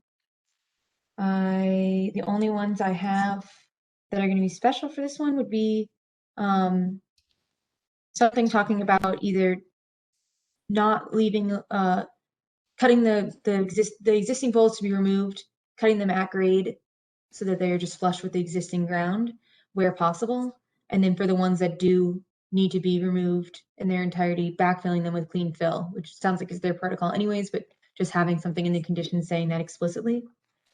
And then my question from the boilerplate was primarily just monitoring. Again, do we feel like since there's no ground disturbance proposed and there's no, I don't believe there's any proposed erosion controls, am I correct? It's just. There will be ground disturbance to the extent that we'll be using an auger to place the new poles, but extremely minor. And, we will install erosion controls as warranted there. If there's any excess soil generated, we'll make sure to put a wattle in or whatever is appropriate. Okay. So I can have a condition that says, use controls when needed. But does the commission think that it's appropriate to leave monitoring as a requirement for submittal of monitoring reports? How long is this expected to take? Is it like an ongoing thing, or? They're going to be starting soon on the exempt work, and they'll probably have it done in a couple months at most. I think that's fair, Simon. Yeah, realistically, the installation and removal of the poles should be a matter of a couple of weeks, I would think. The underground, I'm not sure if that's going to happen at the same time, but within a month is what I would expect for the project. Yeah, and it takes it takes no time to install a pole. So the new poles will take a day or two to get the jurisdictional ones done, depending on what order they do things. But they could probably do most of those poles in a day. So if there is ground disturbance, it would only be for a day. There will be short duration. The in-road work will take a little bit longer, and they'll probably have to close a lane for that, but it'll be, again, within the paved road.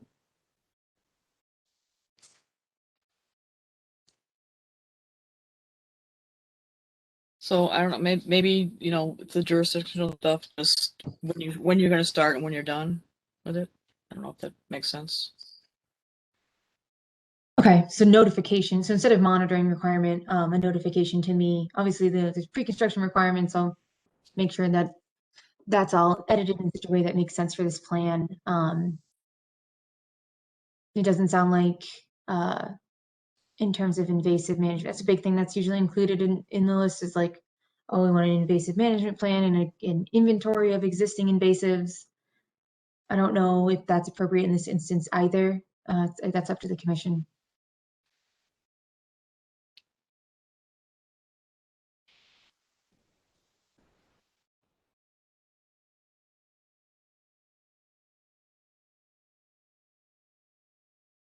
I guess I'll just say I don't really see a need for it. I mean, they're not really ripping up the ground or anything, so just cutting some trees down and putting some poles in. Yeah. I suspect that any kind of invasive, even inventory in the riverfront area that they're working in would be a project in and of itself. Yeah. I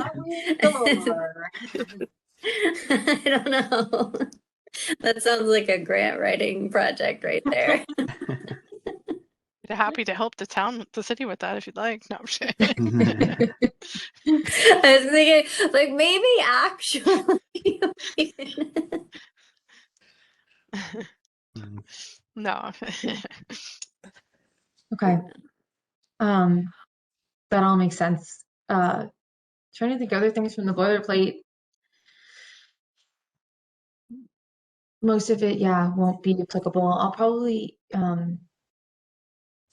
leave all the information in there about erosion controls so that when you do use them, now I'll add the thing about like, just use them when it's necessary, but the stipulations about them, I'll probably leave in there just saying that like they can't be hay, it should be straw wattles, things like that.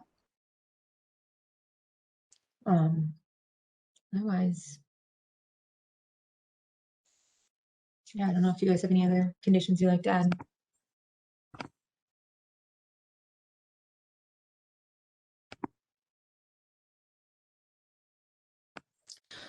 Do we need to address the redevelopment versus new development in our special conditions?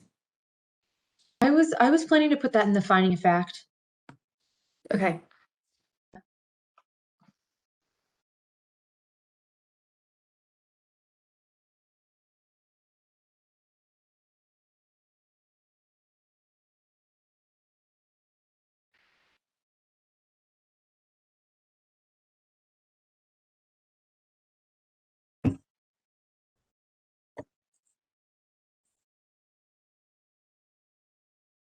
So in perpetuity condition, talking about not using pesticides, herbicides, things like that. I believe that the management in the future is then exempt, right? After the new activity is completed.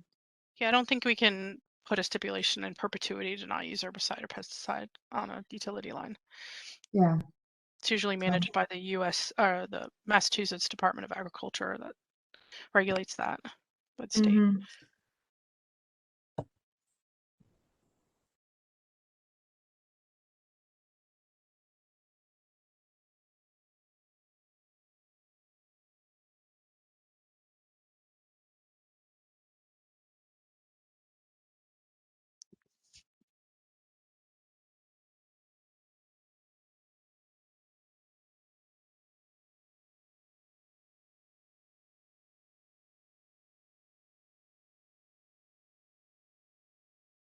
Okay.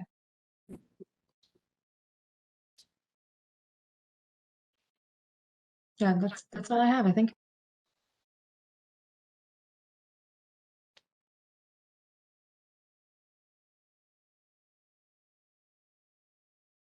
All right, I'll make a motion to accept the notice of intent for Eversource right of way and issue an order of conditions as previously discussed. Second. Are there any objections? Are there any abstentions? Okay, that has passed unanimously. Thank you very much. Yeah, thank you. So sticking it through. Kathy, is there any way you could send that to the notice of intent to me?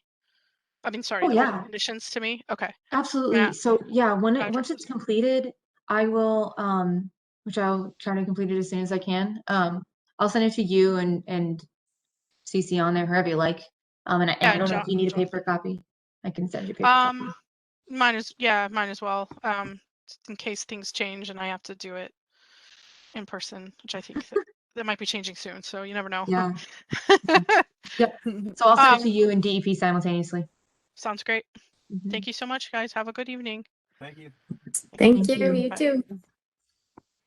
Thank you. Good night. Bye. Okay. It looks like we have some enforcement updates, some other business, and we have one other person who has joined us. So, Cassie, do we want to jump to something specific? Cassie, I think you're muted. Muted. Yes, I am. I don't have any enforcement updates, so we can just go straight to it's Christie's item, which is the letter of support request for Recreation Department park grant application. So I don't know if you all had a chance. Christy, are you still there? Have you fallen asleep yet? If she's not here, I have all the details, so I can present it on her behalf, which is fine. Okay, she might have given up on us. So why don't you start, Cassie? Yeah. If Christy is there, she can join in. Yeah, jump in. Yeah, so I sent you guys an email that had kind of a quick plan for them. Let's see. I'm just gonna find it so I can pull it up for y'all. But essentially, it's a really cool project. Yeah, skate park. Finally. Yeah, there's a skate park. So, and it's currently just a vacant lot. It's outside of all resource areas. There's no areas that are jurisdictional of the Conservation Commission in this area. Just for the grant application, they were feeling that a letter of support could be helpful, just because they're trying to increase just recreation after recreation, kind of green space, and they're trying to use kind of like urban green like tools to do it. Let me pull up the documents for y'all. So actually, this is mainly just the plan. So you can see it's just a parking lot right now. Yeah, where is it? I saw Chapman Street was on one side, but where is it down? Which end of Chapman Street? Good question. I can find that quick. Let me see if I can just find it quick. Is it the one That's- right near? Yeah. Mm-hmm. Yeah. That's that the right there. Yeah. Yeah. That's the Like parking lot. Like behind Wilson's or whatever. It's Yeah. behind Wilson's. Yeah. Okay. Oh yeah. Okay. That'd be very central. Yeah. So it doesn't need any review, permitting or anything like that. So just curious if you guys would be interested in making a vote to issue a letter of support. And basically it'll just say, I thought it would be good if it made a note in there that there's no jurisdictional areas and no permitting is required by the commission. And then also just saying like that you support the project. I support it. I'd support it. They've been talking about it for like 10 years.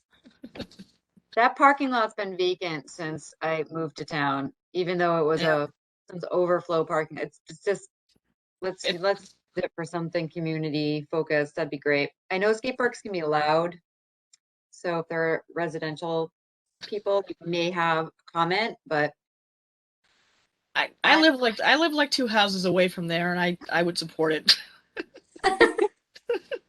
Nice. It's always empty, that parking lot. If you're not going to put solar panels over it, this is just as good a thing. Yeah. There's going to be increased green area around and these planting boxes, if you can see, like as a detail kind of around. Yeah, let's mention that in the letter. Yeah. Okay. We like the reduction of impervious surface.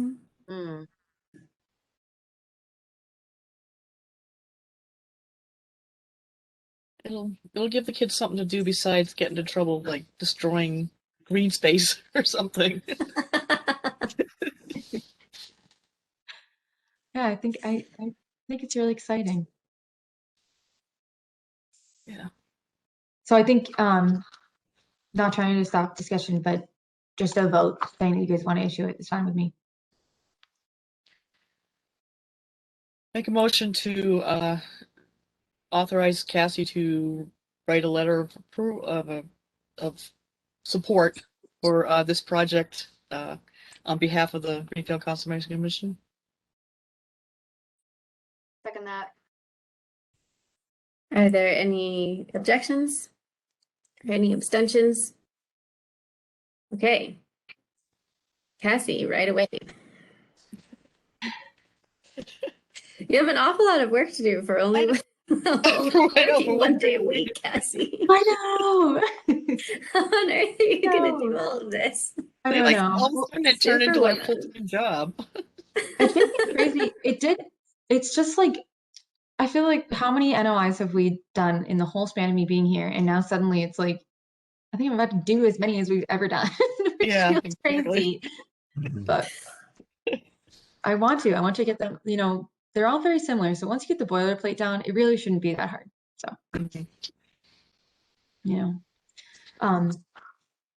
okay. So there's really only 2 more big things that I want to talk about. The knotweed removal project, I don't have any updates for that one. So this won't take too much longer.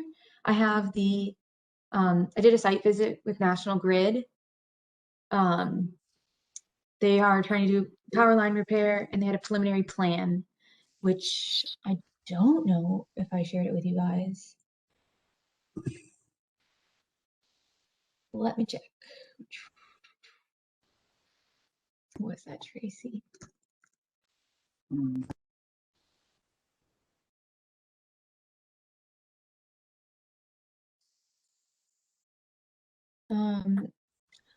If I can find it, I'll share my screen. Basically, and there are pictures from the site visit. But basically, there are, I don't know if you guys remember, they came for a, I don't know if it was an ORAD or an RDA. I believe it was an RDA. It was like right before I got started.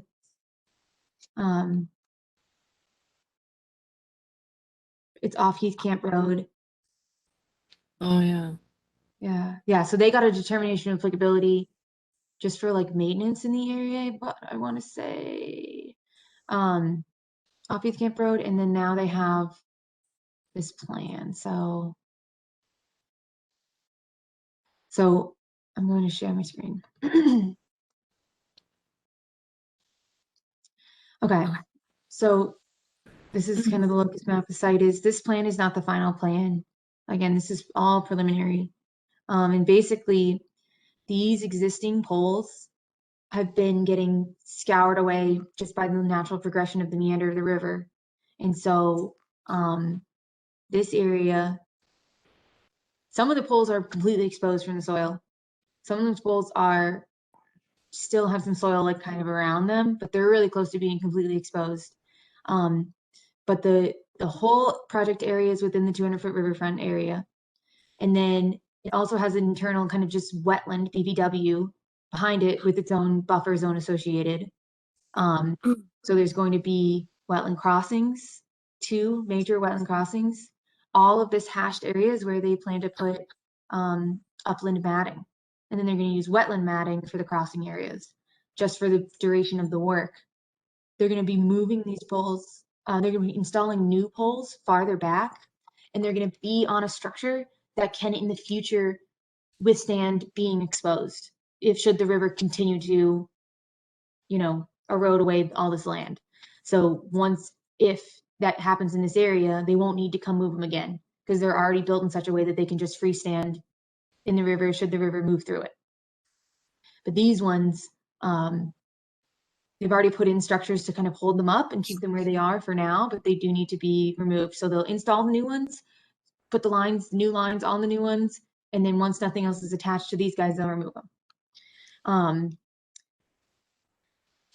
They said, I told them like a big part of it will be the DEP comments. This work is right along the Green River. I also told them that they're going to need to, what did I say to them?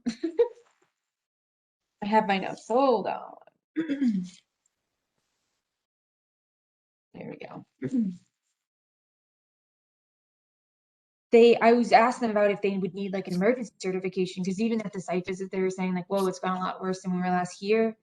They said no, they would rather do the NOI process because it just has a better review and it makes things easier for them.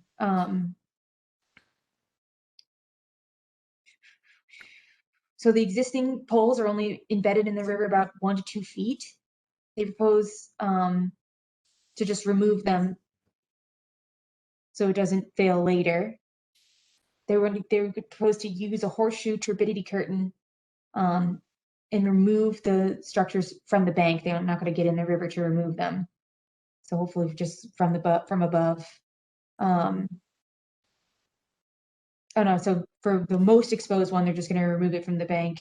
For the other 3, that you're going to use a vacuum truck to remove the soil touching the exposed poles and stop soil from entering the water. Then also have a horseshoe turbidity curtain set up around the area as well, just in case. Let's see. When they remove the anchors that are a little farther back, you can kind of see the shadow of them here. They were planning to just scoop up the entirety of the anchors and just backfill with the same material. They did a preliminary National Heritage Endangered Species Program investigation. And there's no rare plants present, but there might be turtle habitat, possibly dragonfly species. So there's probably going to be national heritage involvement as well. I told them they're going to need to get the letter for the take, potential takes. And then overall, they were saying it's going to be interesting because that area was filled anyways. It was like fill that was put in to install the pipes, the poles. And so they're going to be removing that fill. And then it's going to be the same or even less amount of like introduced fill as the end product. So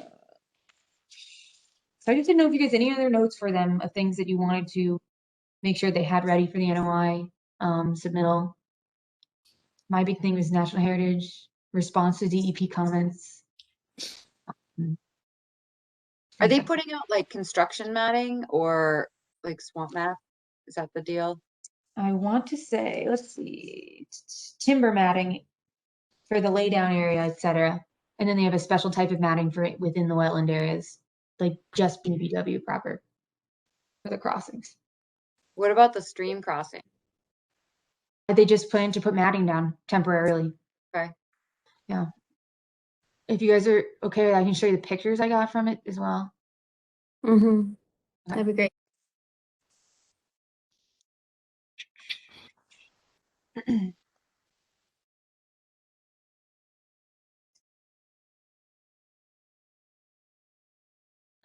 What?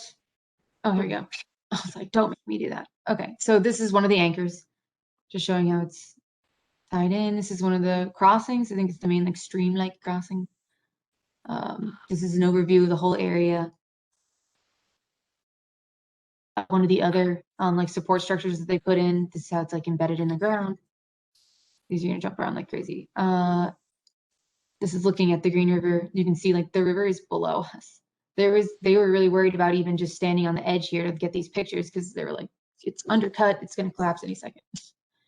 Leading up to that area, you can see there's kind of a path. It's all knotweed, all invasives in here. These are the poles to be removed, and there's some more to the left. You can see they have these kind of support structures. The wetland area, one of the crossing sections. Overview. Okay, so this is one of the poles that still has soil around it. This is the metal corrugated. It's like when you're getting near the like. This is what was submerged by sediment and fill. There's the river crossing. Support structures. This is like the farm area that's off East Camp, so not within the project area. Anchor. The river across the way, kind of extends that way. You can just see how shallow the water is there. Poles to be removed. Leading up to this is the road, the existing path will go along here with the crossings to get to this area. Okay, so this is one of the ones that's entirely exposed. I couldn't get a closer picture. They were really scared about this like collapsing under me, so I couldn't go closer. But the bank is like here. They're not putting down any riprap or any kind of like hard armor to stabilize it when they're done, right? They're just leaving it. Okay. Yeah, that was my question. Like, is there going to be any bank stabilization? And they said no, because it's hard to figure out what would even work. And the other part of it was that the new poles will be structured in such what was it? It was called micropile foundation, used to withstand future erosion and act like in river structures. So they don't have to be removed in the future if it were to continue to erode. And it's not, I mean, the erosion is I guess it could be argued as part of the natural meander of the river. I don't know if that makes sense, but they didn't have an interest in trying to stabilize the bank further. That's probably good. I think hard armor is bad for especially odonates. So yeah, and thermal loading and all that. So this is one that still has some soil. They, like I was saying, they would use a vac truck to vacuum out the area, put a turbidity curtain down, obviously, before they do that, then vac it all up, and then remove it once all the soil's gone. Walk into that area. Cool. So that's the one that's exposed, and there's a partially pretty exposed one, and then the other two are like farther along. Yeah. This is one of the crossings. Again, they're not in good shape. Gorgeous day. I know, it was so nice out there. The one of the representatives found like 7 ticks on her, though. It's crazy. Oh, yeah. It's crazy. Is there still like a little personal like beach thing with like, I don't know, when I was there before, they were like, somebody put like chairs along the river, clearly just like comes and hangs out. Yep, there definitely, that was still there. From one of the pictures where I was like kind of in the river, that's where we like entered down. So that's definitely still there. Yeah. Oh, yeah, behind to the right of me is where it is. Yeah. Yeah. This is a stake just for where the new pole is going to be, which is hard because it's not in, can't really get like the context of where it is, but that's where it is. One of the crossings, I think that's the last picture. So one of the things that I remember about when they came to us to talk about putting in the supports, they did do an HESP. I believe we did have them work the timing for the project around the species of special concern in the area, probably turtle. And they did have somebody go out and try and identify any of those species on site and did not. Nice. That sounds familiar. I think there was barren strawberry, or I think there was a plant that was included in the list. Yeah, I think there was a plant, yeah. Yeah. I know there's black maple and barren strawberry along some stretch of the Green River in town. I don't know where exactly that, but I don't know. That's good to note, though, just like that they probably might already have that information. But I mean, they'll have to get a new letter for this either way. But yeah. Yeah. Those they look like they're all pretty much out in the open, so they don't really have to do any like clearing or cutting or they're not cutting trees or anything really. No trees. Clear some Japanese knotweed? What'd you say? Are you saying that they might have to clear some Japanese knotweed, Erica? Oh, They're gonna be that would be putting down all that- devastating. They're gonna be putting down all that timber matting. Okay. So they're gonna put the timber matting down like in that huge, pretty much like that whole area, which is mostly They did last time.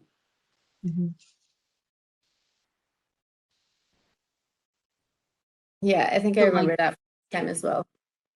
But I don't think there's gonna. They were like not interested in doing like long-term invasive management after the timber matting is removed, which is like it's a huge area, so I guess that makes sense. Right.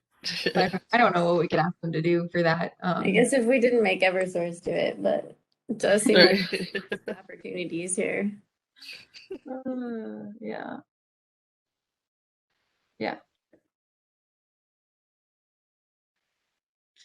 But I mean, you guys can think about it too, and just let me know if you have any other notes that come up. I know it's a lot and it's super late, so I feel like I gave them good notes. Hopefully, but you'll have your chance to really, really review it. I think they were looking for like big major things, like I don't even know what it would be.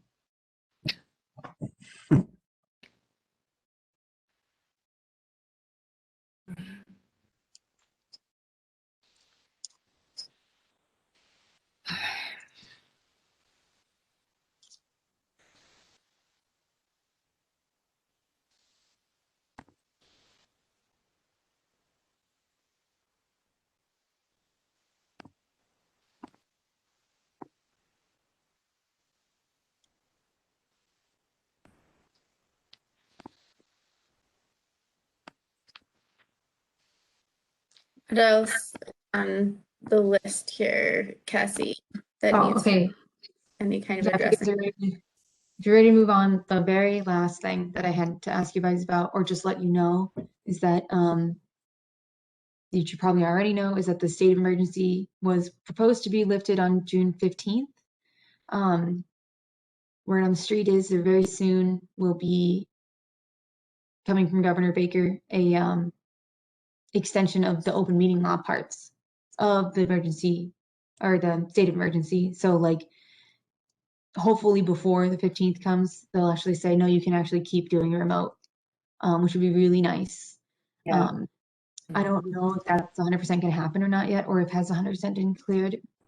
The other thing is the city may decide preemptively to do something, you know, ask commissioners to come back. I know in East Hampton, they want to set up a hybrid type situation where, you know, if there's no legislation passed, what it'll be is that you have to have at least 4 commissioners in person at a public hearing to create quorum, and then other commissioners can participate remotely if they need to.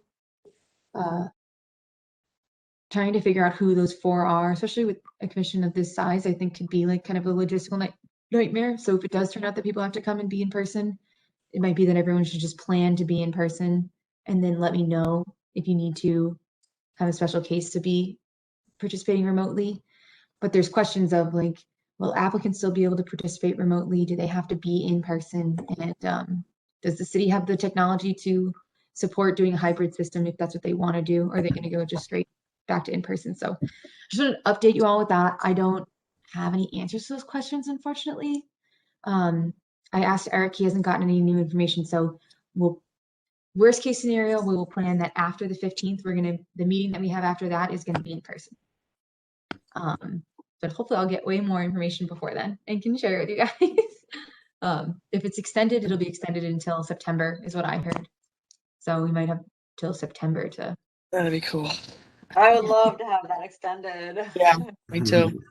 It seems to be the everyone's opinion. So, but you'll see. I will let you know if you guys think of any like preemptive like concerns or questions. I would suggest, you know, once you know them right now, maybe just think about it, and you can email me concerns you might have about it. I know it's a lot to think about just in this moment, so we can probably do it that way. Otherwise, I have no other things to update you all with. That was it. The only thing I have to say about that is that if they do decide to do a hybrid model, then maybe we'll actually get the technological resources that we've been asking for the last 6 years so that we can project plans digitally on a screen and everyone can see them and not have to use so much paper and That's true. A silver lining there. Definitely. It'd be very cool. Kathy, I have one just note. Well, actually I have 2 notes. Under the enforcement updates, I was curious about whether you had been able to schedule any of the site visits for the enforcement updates that we have invasive species management on the list, because it's we talked last time about this being like the right time of the year to do that, so that they can actually still get some work done in a manageable way. I will reach out. I think it's just 286 Plain Street that has that. It's So 280. Yeah, it's just Plain Road. Plain Road, excuse me. Thank you And for then that reminder. And the other one was adding the Highland Park parking lot enforcement to the list, because we're still waiting for plant monitoring report from them, which we've never gotten. Gotcha. Yep. Well, that's because Sarah was supposed to do it. Yeah. No, I will definitely add that. And then the other note is that I will not be able to attend the next meeting on June 8th. I'll be away. So if somebody wants to volunteer to chair that meeting now so that they know ahead of time, then that would be great. If not, I think what we discussed before is the protocol is that when you all show up at the meeting, the first thing that you have to do is assign some role of chairing the meeting. So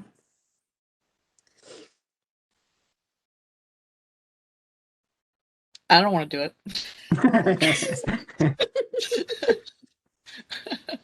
It's really know, fun, Erica. You get to bumble along and try to like work with like looking at 4 things on 2 screens if you're lucky enough to have 2 screens. You know, the people who don't show up, maybe the people who should get volunteered. So Fletcher's not you're gonna here, stick so Fletcher with it. My Well, we only can note vote. for Fletcher is he has this that I think besides you, Erica, he has the most seniority, right? Yeah. I'm out. Sorry. I think, considering Fletcher's not here, I can make the request again during my email to you guys preceding the meeting and be like, let's figure this out. So I can do that. That's good. Okay. I have a note that's not technically Conservation Commission business, but that I finally got an email about the Community Preservation Committee and my appointment to it from as the representative of the Conservation Commission. Cool. So that's finally happening now, and we're going to be meeting in June sometime. So I just got the email today, so Wow. thought I'd let you guys know. Excellent. That's so cool. Thank you again for doing that. Yeah, I think it should be good.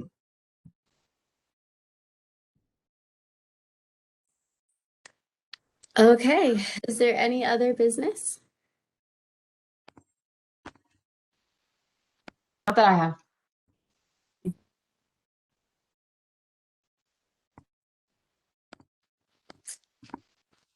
Is there a motion to adjourn? Make a motion to adjourn. Once it gets this late, man, we should just keep it going till next time. Yeah. Oh, God. I'll second that. Is there any objections? Any abstentions? Right, good. We don't have to sit on Zoom for 2 weeks longer. Well, Cisco WebEx. Right. Yeah, Cisco. Cassie, you're amazing.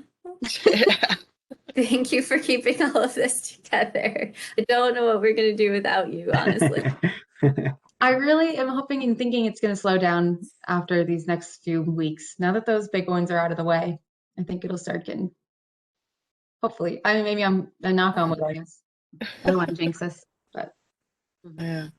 I'll keep you posted on the hunt. I haven't heard anything about it, but I'll let y'all know. Okay. Awesome. All right. Okay. Rachel, did you guys already send the card? Did I miss that, like with John? No, I didn't. Oh, I forgot haven't about done it that. yet. Okay. Thank No, you, I Erica. didn't know if I whatever. I've been away, so I didn't know if I like missed or whatever. Okay. I'm going to set an alarm for myself to do it because that's the only way anything ever gets done anymore. Okay. If I have alarms. I did stop by the office one time. I was like, well, maybe it's there, but and then I found out you're only open like what 10 to 1 or something like that, or Oh, is that true? yeah, I got there Oh, I really? got there like 10:08. I mean, like 1:08, and it was closed. I'm like, what? Oh, I didn't know that. Yeah, Yeah, the 'cause office. I don't know if I it's just like wanted every to day. see. I don't know if it's every single day or if it's. But that's what. Yeah, it said on the door. Like I said, like 10 to 1. Oh, damn. I'm sorry. I should have known that Oh and no, it's don't. okay. No, I did. I was like, because I wasn't sure what was going on, so I was like, oh, I'll just stop by and see see if it's there or whatever. Okay. Yeah, it sounds Okay. like 10 to 1. So, but then otherwise, if you come from 10 to 1, you should be able to get into my office and you can just leave it there and everyone can stop by and sign it when they want. But take caution on Fridays. Eric is often not there. So, So is that viable for people during the day? Because the other option would just be, is there anywhere else that we can, like I could also pin it to my porch if that's easier for people and then you're not constrained with 10 to 1 and it's maybe more likely to happen than if I get to the office between 10 and 1 on a weekday. That works for me. Whatever, yeah. You're coming past my house on a regular basis.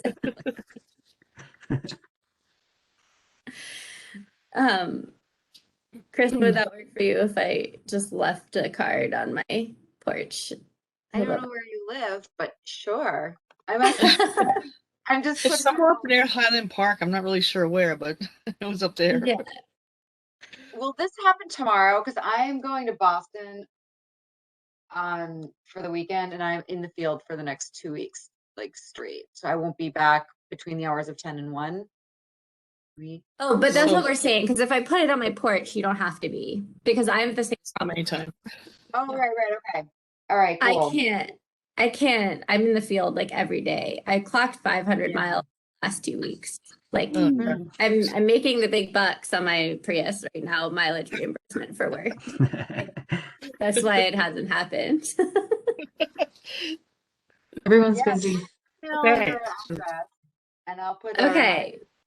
calendar. I will do this on Friday and email everybody and alarm for myself now. Thank you for reminding me. Perfect. No, I just figured I had missed it or whatever and wasn't paying attention. That's good. Okay. All right. Thank you for doing that. Yeah. Yeah.